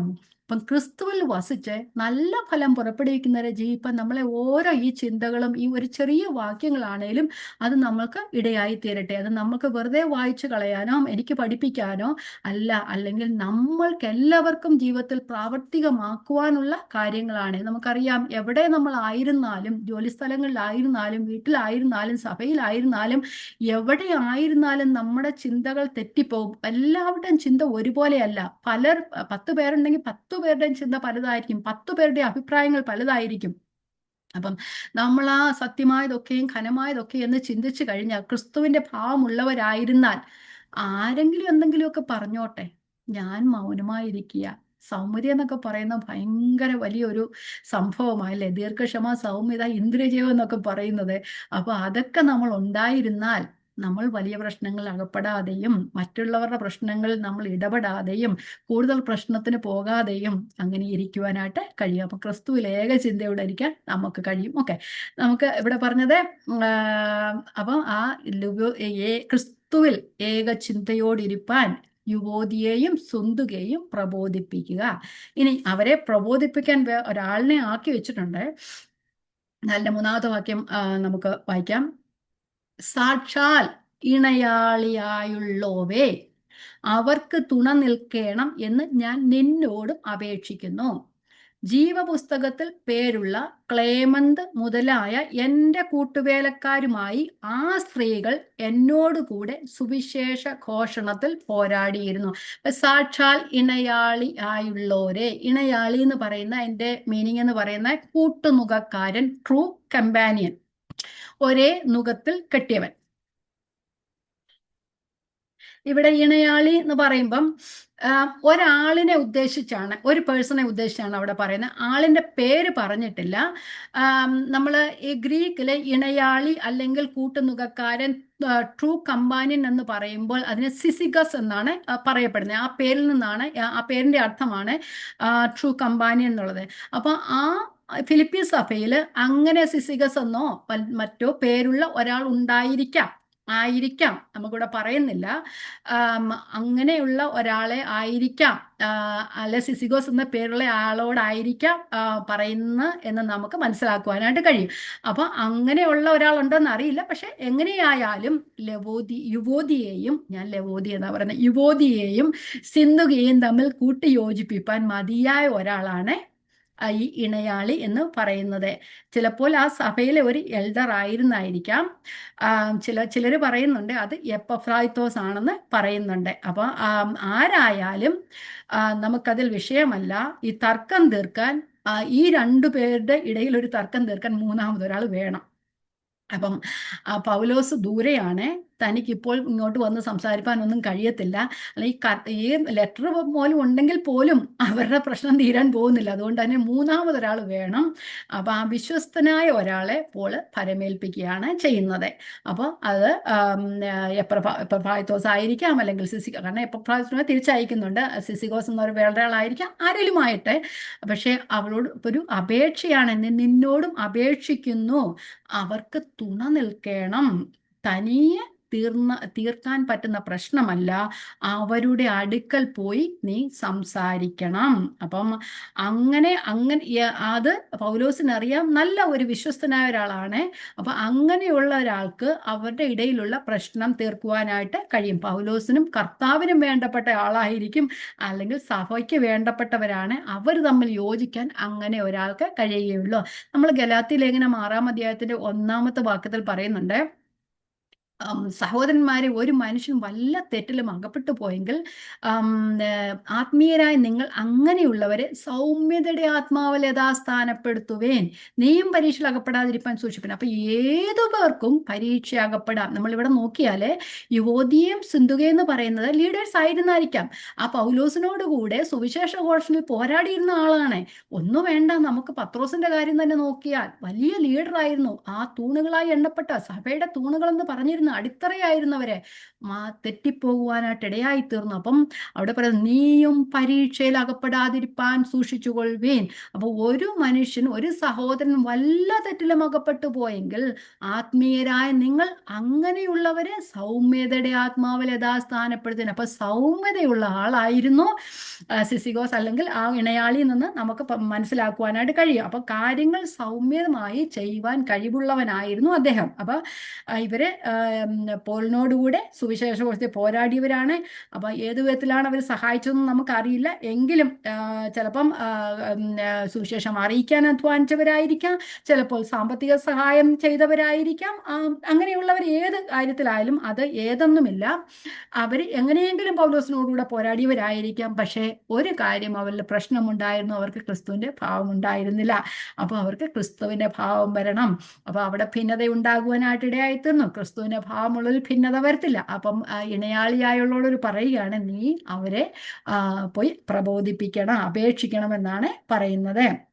അപ്പം ഇവരെ ജീവപുസ്തകത്തിൽ പേരുള്ള ക്ലേമന്ത് മുതലായ അവരോടുകൂടെ അധ്വാനിച്ചവരാണ്. പോളിന്റെ കൂട്ടുവേലക്കാരനായ ക്ലേമന്ത് എന്ന് പറയുന്ന ക്ലേമന്തിനെ കുറിച്ച് നമുക്ക് വേറെ വിവരമൊന്നുമില്ല, പക്ഷെ ജീവപുസ്തകത്തിൽ പേരുണ്ട്. ഞാൻ കഴിഞ്ഞ ക്ലാസ്സിൽ പറഞ്ഞായിരുന്നല്ലോ, ജീവപുസ്തകത്തിൽ പേരുണ്ടെന്ന് നമുക്കറിയാമോ? നമ്മൾ ജീവിച്ചിരിക്കുമ്പോൾ തന്നെ ജീവപുസ്തകത്തിൽ ഇവിടെ എഴുതി വെച്ചിട്ടുണ്ട് പൗലോസ്, അല്ലേ? മോശ, പഴയ നിയമം ഭക്തനായ മോശ പറയുന്നുണ്ട്, ജീവന്റെ പുസ്തകത്തിൽ നിന്ന് നിന്റെ പുസ്തകത്തിൽ നിന്ന് എൻ്റെ പേര് മാറ്റി കളയണേ, അവര് നന്നാകാൻ വേണ്ടിയിട്ട്. പക്ഷെ അങ്ങനെയല്ല, ഇവിടെ നമുക്കെല്ലാവർക്കും അറിയണം നമ്മുടെ പേര് ജീവപുസ്തകത്തിൽ ഉണ്ടോ എന്ന്. ക്രിസ്തുവിൽ വിശ്വസിക്കുന്ന ഏവരുടെയും പേര്, സാക്ഷാൽ സത്യമായി വിശ്വസിക്കുന്നവരുടെ എല്ലാവരുടെയും പേര് ജീവപുസ്തകത്തിലുണ്ട്. അപ്പൊ ഇവരും ജീവപുസ്തകത്തിൽ പേരുള്ളവരാണ്. അവരെ സാത്താൻ തെറ്റിക്കരുത്, അവരെ പറഞ്ഞു മനസ്സിലാക്കണം. അവർ ഏകചിന്തയുള്ളവരായിരിക്കണം, അവർ ഒരുമിച്ച് നിൽക്കണം. എന്നാൽ സുവിശേഷത്തിന്റെ അഭിവൃദ്ധിക്ക് കാരണമായി തീരും, ദൈവരാജ്യത്തിന്റെ കെട്ടുമണിക്ക് കാരണമായി തീരും. നമ്മൾ എടുക്കണ്ട, സങ്കീർത്തനം 133 ഇങ്ങനെ പറയുന്നുണ്ട്, സഹോദരന്മാർ ഒത്തൊരുമിച്ച് വസിക്കുന്ന എത്ര ശുഭവും എത്ര മനോഹരവുമാകുന്നു. അപ്പൊ സഹോദരന്മാർ ഒത്തൊരുമിച്ച് വസിക്കുന്ന എപ്പോഴും ശുഭവും മനോഹരമാണ്. പഴയ നിയമത്തിലാണെങ്കിലും പുതിയ നിയമത്തിൽ ആണ്, അത് മനോഹരമാണ്. അപ്പൊ ആ സഭയിൽ പിണക്കം വരുമ്പോൾ വിശ്വസ്തർ ഇടപെട്ട് അത് അവരെ തെറ്റിയവരെ കർത്താവിൽ നിരപ്പിക്കണം. എല്ലാവരും ദൈവമക്കളാണ്. നമ്മുടെ എല്ലാവരുടെയും പൊസിഷൻ ഒന്നാണ്, നമ്മുടെ എല്ലാവരുടെയും ഡെസ്റ്റിനി ഒന്നാണ്. നമ്മൾ ഒരേ സ്ഥലത്തേക്ക് പോകാനുള്ളവരാണ്. നമ്മൾ ഒരേ ആൾ ജനിച്ചവരാണ്, അല്ലേ? ക്രിസ്തുവിന്റെ രക്തത്താൽ വീണ്ടെടുക്കപ്പെട്ടവരാണ്. നമ്മൾ എല്ലാവരും ദൈവമക്കളാണ്. അപ്പം നമ്മൾ എല്ലാവരും പോകേണ്ട ഡെസ്റ്റിനി ഒരുപോലെയാണ്. അപ്പം ഇവിടെ ഞാൻ വലിപ്പമുള്ളവനാണ്, അല്ലെ മറ്റുള്ളവർ വലിപ്പമുള്ളവരാണെന്ന് പറഞ്ഞു കഴിഞ്ഞാൽ അല്ല, മറ്റുള്ള എന്നെക്കാളും താഴ്ന്നവരാണെന്ന് പറഞ്ഞാൽ അവിടെ ചെല്ലുമ്പോൾ ഈ താഴ്ചയ്ക്കും ഉയർച്ചയ്ക്കും ഒന്നും ഒരു കാര്യവുമില്ല. അപ്പൊ എല്ലാവരും ഒരുപോലെ ഇരിക്കേണ്ടവരാണ്. നമ്മുടെ ഡെസ്റ്റിനി എല്ലാം ഒന്നാണ്, അല്ല? നമ്മൾ സ്വർഗീയ പൗരന്മാരാണ്. സ്വർഗത്തിലേക്കുള്ള വഴിയാത്രയിലാണ് നാം എല്ലാവരും, അല്ലെ? വഴിയിൽ തെറ്റിപ്പോകാതെ മുമ്പോട്ട് നമ്മൾ പോകണം. അപ്പം സമാധാനത്തോടും ഏക മനസ്സുള്ളവരുമായിരിക്കുക. അടുത്ത വാക്യത്തിൽ പറയുന്നുണ്ട്, ഇങ്ങനെയായിരുന്നാൽ നിങ്ങൾക്ക് സന്തോഷിപ്പാൻ കഴിയും, കർത്താവിൽ സന്തോഷിക്കണം. അപ്പൊ ഇതിന്റെ അർത്ഥം എന്താ? കർത്താവിൽ നിലനിൽക്കണം. അവർ നിലനിൽക്കാതിരിക്കാനായിട്ട്, അവരെ തെറ്റിച്ചു കളയാനായിട്ട് അവരുടെ ഭിന്നതയുണ്ടായി. അവിടെ ഐക്യമുണ്ടാകണമെന്ന് പറയുന്നു. ഐക്യമുണ്ടാകുകയാണെങ്കിൽ നിങ്ങൾക്ക് കർത്താവിൽ സന്തോഷിപ്പാനായിട്ട് കഴിയും. അതാണ് അടുത്ത വാക്യം പറയുന്നത്. കർത്താവിൽ എപ്പോഴും സന്തോഷിപ്പിൻ എന്ന് ഞാൻ പിന്നെയും പറയുന്നു. ഓക്കെ. കർത്താവിൽ കുറച്ച് 10 മിനിറ്റ് ഉണ്ട്. കർത്താവിൽ എപ്പോഴും സന്തോഷിപ്പിൻ എന്ന് ഞാൻ പിന്നെയും പറയുന്നു. പൗലോസ് പിന്നെയും പറയുക ചെയ്യുന്നത്. ആദ്യവും പറഞ്ഞു അല്ലേ, എപ്പോഴും പറയുകയാണ് പിന്നെയും സന്തോഷിപ്പിൻ. അപ്പൊ 1-ാം വാക്യത്തിൽ കുറച്ചു നിൽക്കണം, 2-ാം വാക്യത്തിലെ പിണക്കം മാറണം, അവർ ഐക്യമത്യമുള്ളവരായിരിക്കണം, 2-3 വാക്യങ്ങളിലെ 4-ാം വാക്യത്തിൽ സന്തോഷിക്കണം. എല്ലാവരും സന്തോഷിക്കണം. സഭയിൽ തർക്കമുള്ളപ്പോൾ ആദ്യം നേരെ ഐക്യപ്പെടണം. എങ്ങനെയായാൽ മാത്രമേ സന്തോഷിപ്പാൻ കഴിയുള്ളൂ. ആ സന്തോഷം ഇവിടെ പറഞ്ഞ കർത്താവിൽ സന്തോഷിപ്പിൻ. സാഹചര്യങ്ങളിലല്ല സന്തോഷിക്കേണ്ടത്. പോൾ ജയിലിലായിരിക്കുകയാണ്, 2 പടയാളികളുടെ നടുവിലായിരിക്കുകയാണ്, തനിക്ക് ചങ്ങലയുണ്ട്. അങ്ങനെയുള്ള സാഹചര്യത്തിൽ പൗലോസ് പറയും കർത്താവിൽ പിന്നെ സന്തോഷിക്കും. ഫിലിപ്പിയുടെ അവസ്ഥയും വെറുതെ മറിച്ചല്ല. അവർക്ക് പീഡനമുണ്ട്, അവർക്ക് ദാരിദ്ര്യമുണ്ട്, അവർ കഷ്ടതയുടെ നടുവിലാണ്. അങ്ങനെയുള്ള സഭയോട് പറയുക, അവിടെ ഭിന്നതയുണ്ട് ഇപ്പോൾ. അപ്പോൾ പറയുകയാണ് എന്നിട്ടും സന്തോഷിപ്പീൻ. അപ്പം കർത്താവിലുള്ള സന്തോഷം, നമ്മളുടെ സന്തോഷം നിലനിൽക്കത്തേ ഉള്ളൂ. കർത്താവിൽ സന്തോഷമില്ലെങ്കിൽ ഏത് സാഹചര്യങ്ങൾ നമ്മളിലായാലും, കർത്താവിൽ നിലനിൽക്കാത്തവരിൽ ഏത് സാഹചര്യങ്ങളായാലും നാം തെറ്റിപ്പോകാനായിട്ട് ഇടയായിത്തീരും. പഴയ നിയമ പ്രവാചകനായ ഹബക്കുക്കും പറയുന്നുണ്ട്, എനിക്ക് ഒന്നുമില്ല, അത്തിവൃക്ഷം തളർക്കുന്നില്ല, മുന്തിരി ഫലം കായ്ക്കുന്നില്ല, എൻ്റെ ഗോശാലയിൽ പശുക്കളൊന്നുമില്ല, എനിക്കൊന്നുമില്ല, എങ്കിലും ഞാൻ കർത്താവിൽ സന്തോഷിക്കുമെന്ന് പറയുന്നു. വായിച്ചു പോകാം. ഹബക്കുക്ക് 3:17. അത്തിവൃക്ഷം തളർക്കയില്ല, മുന്തിരിവള്ളിയിൽ അനുഭവം ഉണ്ടാകുകയില്ല, ഒലിവുമരത്തിന്റെ പ്രയത്നം നിഷ്ഫലമായി പോകും, നിലങ്ങൾ ആഹാരം വിളയുകയില്ല, ആട്ടിൻകൂട്ടം തൊഴുത്തിൽ നശിച്ചു പോകും, ഗോശാലകൾ കന്നുകാലി ഉണ്ടായിരിക്കൽ, എല്ലാം നശിച്ച അവസ്ഥ. എങ്കിലും ഞാൻ യഹോവയിൽ ആനന്ദിക്കും, എൻ്റെ രക്ഷയുടെ ദൈവത്തിൽ ഘോഷിച്ചാനന്ദിക്കും. അപ്പൊ ഏത് സാഹചര്യങ്ങളായി പോയാലും കർത്താവിൽ ആശ്രയിക്കുന്നവർക്കും കർത്താവ് നിലനിൽക്കുന്നവർക്കും കർത്താവിൽ ഏകഭാവമുള്ളവർക്കും ആ സാഹചര്യങ്ങൾ മാറിപ്പോകാതെ കർത്താവിൽ സന്തോഷിക്കാനായിട്ട് കഴിയും. അപ്പൊ ഞാൻ പെട്ടെന്ന് പറഞ്ഞു വിടാം. ലോകത്തിന്റെ സന്തോഷം എന്ന് പറയുന്നത് പണം, പ്രശസ്തി, ആരോഗ്യം, സുഹൃത്തുക്കളൊക്കെയാ അല്ലേ. പക്ഷെ വിശ്വാസിയുടെ സന്തോഷം എന്ന് പറയുന്നത് കർത്താവിലാണ്. അത് മാറാത്ത ദൈവത്തിലുള്ള സന്തോഷമാണ്, എന്നേക്കും നിലനിൽക്കുന്ന അനന്യനായ ദൈവത്തിലുള്ള സന്തോഷമാണ്. അതുകൊണ്ട് ഒരിക്കലും നിലംപരിചായി പോകയില്ല. കാരണം എന്നും കർത്താവുണ്ട്. നമ്മളെ സാഹചര്യങ്ങൾ മാറിപ്പോയാൽ, നമ്മളുടെ മനുഷ്യർ ആശ്രയിക്കുന്നവർ മാറിപ്പോയാൽ ഈ ലോകത്തിലെ സന്തോഷം എല്ലാം മാറും. ഒരു ദുഃഖം വന്നാൽ സന്തോഷം മാറാവുന്നതേ ഉള്ളൂ. ഒരു മനസ്സിന്റെ ചിന്ത മാറിയാൽ നമ്മുടെ സന്തോഷം മാറാവുന്നതേ ഉള്ളൂ. പക്ഷെ കർത്താവിൽ നിലനിന്ന് കഴിഞ്ഞാൽ നമ്മുടെ സന്തോഷം എന്നേക്കും നിലനിൽക്കും. അപ്പൊ എപ്പോഴാണ് സന്തോഷിക്കുക പറഞ്ഞ കർത്താവിൽ എപ്പോഴും സന്തോഷിപ്പൻ. അപ്പോൾ സന്തോഷമില്ലാത്ത ഒരു സമയവും നമ്മുടെ ജീവിതത്തിൽ കാണരുത്. 24/7 365 ദിവസവും സന്തോഷിക്കണം. കഴിയുമോ? ചങ്ങലകൾ നമുക്കൊന്നും ചങ്ങലയൊന്നുമില്ല എന്തായാലും അല്ലേ. ചില വാക്കുകളൊക്കെ നമ്മൾ ചിലപ്പം കേൾക്കുന്നുണ്ടായിരിക്കും, മറ്റുള്ളവരുടെ പഴിച്ചിൽ ചിലപ്പം കേൾക്കുന്നുണ്ടായിരിക്കും, അങ്ങനെയൊക്കെ ഉള്ളു. എന്നാലും നമ്മുടെ സന്തോഷം ഒട്ടനെ പോകും അല്ലേ, നമ്മുടെ മുഖത്തിന് മാറ്റം വരും. അപ്പൊ ഇവിടെ ചങ്ങലയുടെ നടുവിലായതിട്ട് അങ്ങോട്ടും ഇങ്ങോട്ടും മാറി ഒന്ന് ഇരിക്കാൻ പോലും സൗകര്യമില്ലാത്ത പൗലോസ് പറയണം എപ്പോഴും സന്തോഷിപ്പേ. നിങ്ങൾക്ക് സന്തോഷമില്ലാത്ത ഒരു സമയവും ഉണ്ടാകരുത്. ഇവിടെ പറഞ്ഞ വീണ്ടും കർത്താവിൽ എപ്പോഴും സന്തോഷിപ്പിൻ എന്ന് ഞാൻ പിന്നെയും പറയുന്നു, വീണ്ടും പറയുക. കഴിഞ്ഞ ക്ലാസ്സിലൊക്കെ പറഞ്ഞതുപോലെ ആവർത്തനം ചെയ്യുന്ന എന്താ സുരക്ഷയാണ്. ചില അധ്യാപകരൊക്കെ വീണ്ടും വീണ്ടും കാര്യങ്ങൾ പറയും. അത് ഇമ്പോർട്ടൻ്റ് ആയതുകൊണ്ടാണ്. നമ്മളിവിടെ ACLSനും BLSന്റെ ഒക്കെ ക്ലാസ്സിന് പോയി കഴിഞ്ഞാൽ ഇമ്പോർട്ടൻ്റ് ആയിട്ടുള്ള കാര്യം, പരീക്ഷയ്ക്ക് വരുന്ന കാര്യങ്ങൾ അവർ എടുത്തെടുത്ത് പറയും അല്ലേ. അത് നമുക്കറിയാം അല്ലേ. അത് വരിക എന്ന് പറയാം. അപ്പം നമ്മൾ പ്രത്യേകം ശ്രദ്ധിക്കും. എന്തുകൊണ്ടാണ്? അത് ഇമ്പോർട്ടൻ്റ് ആണ്, അത് പരീക്ഷയ്ക്ക് വരുന്ന കാര്യമായതുകൊണ്ടാണ് ഇവിടെ അത് ആവർത്തനം പറഞ്ഞിരിക്കുന്നത്. അത് ഇമ്പോർട്ടൻ്റ് ആയിട്ടുള്ള കാര്യമാണ്. കാരണം നിങ്ങൾ മറക്കും. നിങ്ങൾക്ക് മറ്റുള്ളവരിൽ ആശ്രയിച്ചാൽ അപ്പം സന്തോഷമുണ്ട്. പക്ഷെ നിങ്ങൾക്ക് ദുഃഖം വരുമ്പോൾ നിങ്ങളത് മറക്കും. അതുകൊണ്ട് വീണ്ടും പറയുകയാണ്, ദുഃഖം വരുമ്പോഴും പ്രതികൂലം വരുമ്പോഴും ഏതവസ്ഥയിലാണേലും സന്തോഷിക്കണം. വീണ്ടും വീണ്ടും ഓർമ്മിക്കുകയാണ്. നമ്മൾ 3-ാം അധ്യായത്തിലും പഠിച്ചായിരുന്നു. അവിടെ നമ്മൾ പഠിച്ച സന്തോഷം ഒരു കൽപ്പനയാണ് എന്ന് പറഞ്ഞാൽ ഉപദേശമല്ല, നമ്മളെ അത് പാലിക്കാനുള്ളതാണ്. ഒരു രാജ്യത്തിന്റെ റൂൾസ് ആൻഡ് റെഗുലേഷൻസ് നമ്മൾ അനുസരിക്കുന്നത് പോലെ ആ സ്വർഗീയ രാജ്യത്തിലെ പൗരന്മാരായ നമ്മോടും കർത്താവ് പറയുകയാണ് സന്തോഷിപ്പീൻ. അത് മറ്റുള്ളവർക്ക് വേണ്ടിയല്ല, നമ്മൾ നമ്മൾക്കുള്ള കൽപ്പനയാണ്. നമ്മൾ പ്രവർത്തിക്കാനുള്ളതാണ്, നമ്മളത് പാലിക്കാനുള്ളതാണ്. അത് ശരിക്കും ചിലപ്പം നമ്മുടെ ജീവിതത്തിൽ സന്തോഷിക്കാൻ പറ്റാത്ത സന്ദർഭങ്ങൾ ഉണ്ടാകാം. അതുകൊണ്ടാണ് പറയുന്നത്, നിങ്ങളുടെ ചിന്തകൾ അങ്ങനെയാണെങ്കിൽ നിങ്ങൾ ഈ ചിന്തകളൊക്കെ ചിന്തിക്ക്, സത്യമായതും ഘനമായതും ഒക്കെ ചിന്തിക്ക്. അപ്പോൾ നിങ്ങളുടെ ആ ചിന്തകളെ മാറ്റുവാനായിട്ട് കഴിയും. പൗലോസ് പറയുന്നുണ്ട്, 2 കൊരിന്ത്യർ ലേഖനത്തിൽ ഇങ്ങനെ പറയുന്നുണ്ട്, ഏത് സങ്കല്പത്തെയും ക്രിസ്തുവിനുള്ള അനുസരണത്താൽ, ദൈവത്തിന്റെ പരിജ്ഞാനത്തിന് വിരോധമായി ഉയരുന്ന ഏത് സങ്കല്പത്തെയും, ഏത് ഉയർച്ചയെയും ഏത് ചിന്തകളെയും ക്രിസ്തുവിനുള്ള അനുസരണത്തിൽ പിടിച്ചടക്കി എന്ന് പറയുന്നുണ്ട്. ഒന്ന് വരുന്നല്ലേ 2 കൊരിന്ത്യർ 10 ഓക്കെ.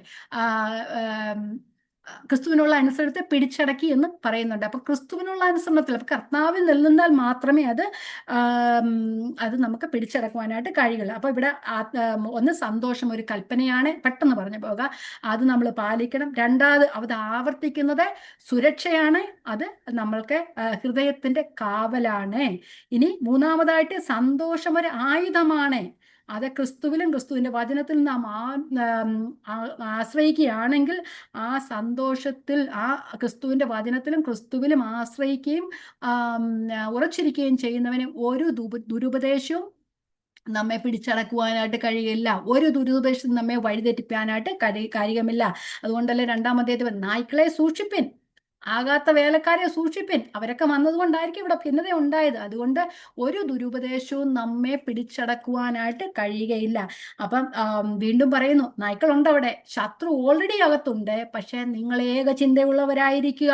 നിങ്ങൾ ഓൾറെഡി കളപാകി, നിങ്ങളത് വളരുവാനായിട്ട് അനുവദിക്കരുത്. കർത്താവിൽ സന്തോഷിക്കുക. സാഹചര്യങ്ങൾ പ്രതികൂലമായി വരാം, പക്ഷേ ക്രിസ്തുവിൽ നാം സന്തോഷിക്കുക. അപ്പം നമുക്കറിയാം, ഒരു ഭക്തന്റെ ജീവിതം സുഖദുഃഖ സമ്മിശ്രമാണ്. സാഹചര്യങ്ങൾ ഏതായാലും കർത്താവ് മാറാത്തവനാണ്. മാറാത്ത കർത്താവിൽ നാം ആശ്രയിക്കുകയാണെങ്കിൽ നമ്മുടെ സാഹചര്യങ്ങൾ മാറിപ്പോയാലും കർത്താവിൽ നമുക്ക് സന്തോഷിക്കുവാനായിട്ട് കഴിയും. നമ്മൾ 1 തെസ്സലോനിക്കർ 5:16-17-18 വാക്യങ്ങൾ ഇങ്ങനെ പറയുന്നു. എങ്ങനെയാ പറയുന്നത്? എപ്പോഴും സന്തോഷിപ്പീൻ, ഇടവിടാതെ പ്രാർത്ഥിപ്പീൻ, എല്ലാത്തിനും സ്തോത്രം ചെയ്യുവീൻ, ഇതല്ലോ ക്രിസ്തുയേശു നിങ്ങളെ കുറിച്ചുള്ള ദൈവേഷ്ടം. നമ്മൾ 6-7 വാക്യങ്ങൾ ഇത് തന്നെയാ പറയുന്നത്. ഒന്നിനെക്കുറിച്ചും ചിന്താകുലപ്പെടരുത്, വിചാരിക്കരുത്. സന്തോഷിക്കണം, പ്രാർത്ഥിക്കണം, നമ്മൾ സ്തോത്രം പറയണം. എല്ലാത്തിനും, ആ തടവിന് സ്തോത്രം പറയണം. അപ്പൊ നമ്മളെക്കുറിച്ചുള്ള ദൈവത്തിന്റെ ഇഷ്ടം എന്താ? എപ്പോഴും സന്തോഷിപ്പിൻ, ഇടപെടാതെ പ്രാർത്ഥിപ്പിൻ, എല്ലാത്തിനും സ്തോത്രം ചെയ്യുവിൻ. തടവറയ്ക്കും സ്തോത്രം ചെയ്യുക, ദുഃഖത്തിനും സ്തോത്രം ചെയ്യുക, താഴ്ചയ്ക്കും സ്തോത്രം ചെയ്യുക, സമൃദ്ധിക്കും സ്തോത്രം ചെയ്യുക, രോഗത്തിന് സ്തോത്രം ചെയ്യുക, സൗഖ്യത്തിന്. എല്ലാവരും സൗഖ്യത്തിന് സ്തോത്രം ചെയ്യുന്നവരെ, രോഗത്തിന് സ്തോത്രം ചെയ്യുന്നവരില്ല, അല്ലെ? താഴ്ചയ്ക്ക് സ്തോത്രം ചെയ്യത്തില്ല, ഉയർച്ചയ്ക്ക് സ്തോത്രം ചെയ്യാം. പക്ഷെ നമ്മളെ ഈ ആരോഗ്യത്തോടെ ഇരുത്തുവാൻ കഴിയുന്ന ദൈവത്തിന് സ്തോത്രം ചെയ്യത്തില്ല. രോഗം സൗഖ്യമാക്കിയ ദൈവത്തിന് സ്തോത്രം ചെയ്യും. പക്ഷെ ആരോഗ്യത്തോടെ ഇരിപ്പാൻ, എന്നും ഇങ്ങനെ ഇരിപ്പാൻ കഴിയുന്ന ആ ദൈവത്തിന് നാം സ്തോത്രം ചെയ്യുന്നവരായിരിക്കണം. അപ്പം നമ്മുടെ ഏത് സാഹചര്യങ്ങളായാലും യഹോവയിലെ സന്തോഷം ഒരു ഭക്തന്റെ ബലമാകുന്നു. അപ്പം ദൈവമാണ് നമുക്ക് സന്തോഷിപ്പാൻ കൃപ തരുന്നത്. നമ്മുടെ സന്തോഷവും സമാധാനവും കെടുത്തുന്നത് സാത്താന്റെ പ്രവർത്തനമാണ്. അതുകൊണ്ട് എന്നേക്കും മാറാത്ത ദൈവത്തിൽ നാം ആശ്രയിക്കുക. അതുകൊണ്ട് നമ്മുടെ സന്തോഷം ക്രിസ്തുവിലായിരിക്കണം. ഇവിടെ ആദ്യം പറയുന്നു, നിങ്ങൾ കർത്താവിൽ നിലനിൽപ്പിൻ, പ്രിയമുള്ളവരെ, കർത്താവിൽ നിലനിൽപ്പിൻ, ഏകചിന്തയോടിരിക്കണം, അതുപോലെ തന്നെ കർത്താവിൽ സന്തോഷിപ്പിൻ. ഐക്യത ഉണ്ടാകിയാൽ മാത്രമേ സന്തോഷം ഉണ്ടാകാനുള്ളൂ. അതുപോലെ വീടുകളിലും അല്ലെങ്കിൽ സഭയിലും എവിടെയായാലും ഐക്യത ഉണ്ടായാൽ മാത്രമേ സന്തോഷിക്കാനായിട്ട് ഇടയായിത്തീരൂ. ഒരു ഭക്തന്റെ സന്തോഷം എന്ന് പറയുന്നത് കർത്താവിലാണ്. അതുകൊണ്ട് കർത്താവിൽ സന്തോഷിപ്പാനും കർത്താവിൽ നിലനിൽപ്പാനും ഈ വചനങ്ങളാൽ ദൈവം നമ്മെ സഹായിക്കട്ടെ. ദൈവത്തിന്റെ നാമം വാഴ്ത്തപ്പെടുമാറാകട്ടെ. ദൈവത്തിന് സ്തോത്രം.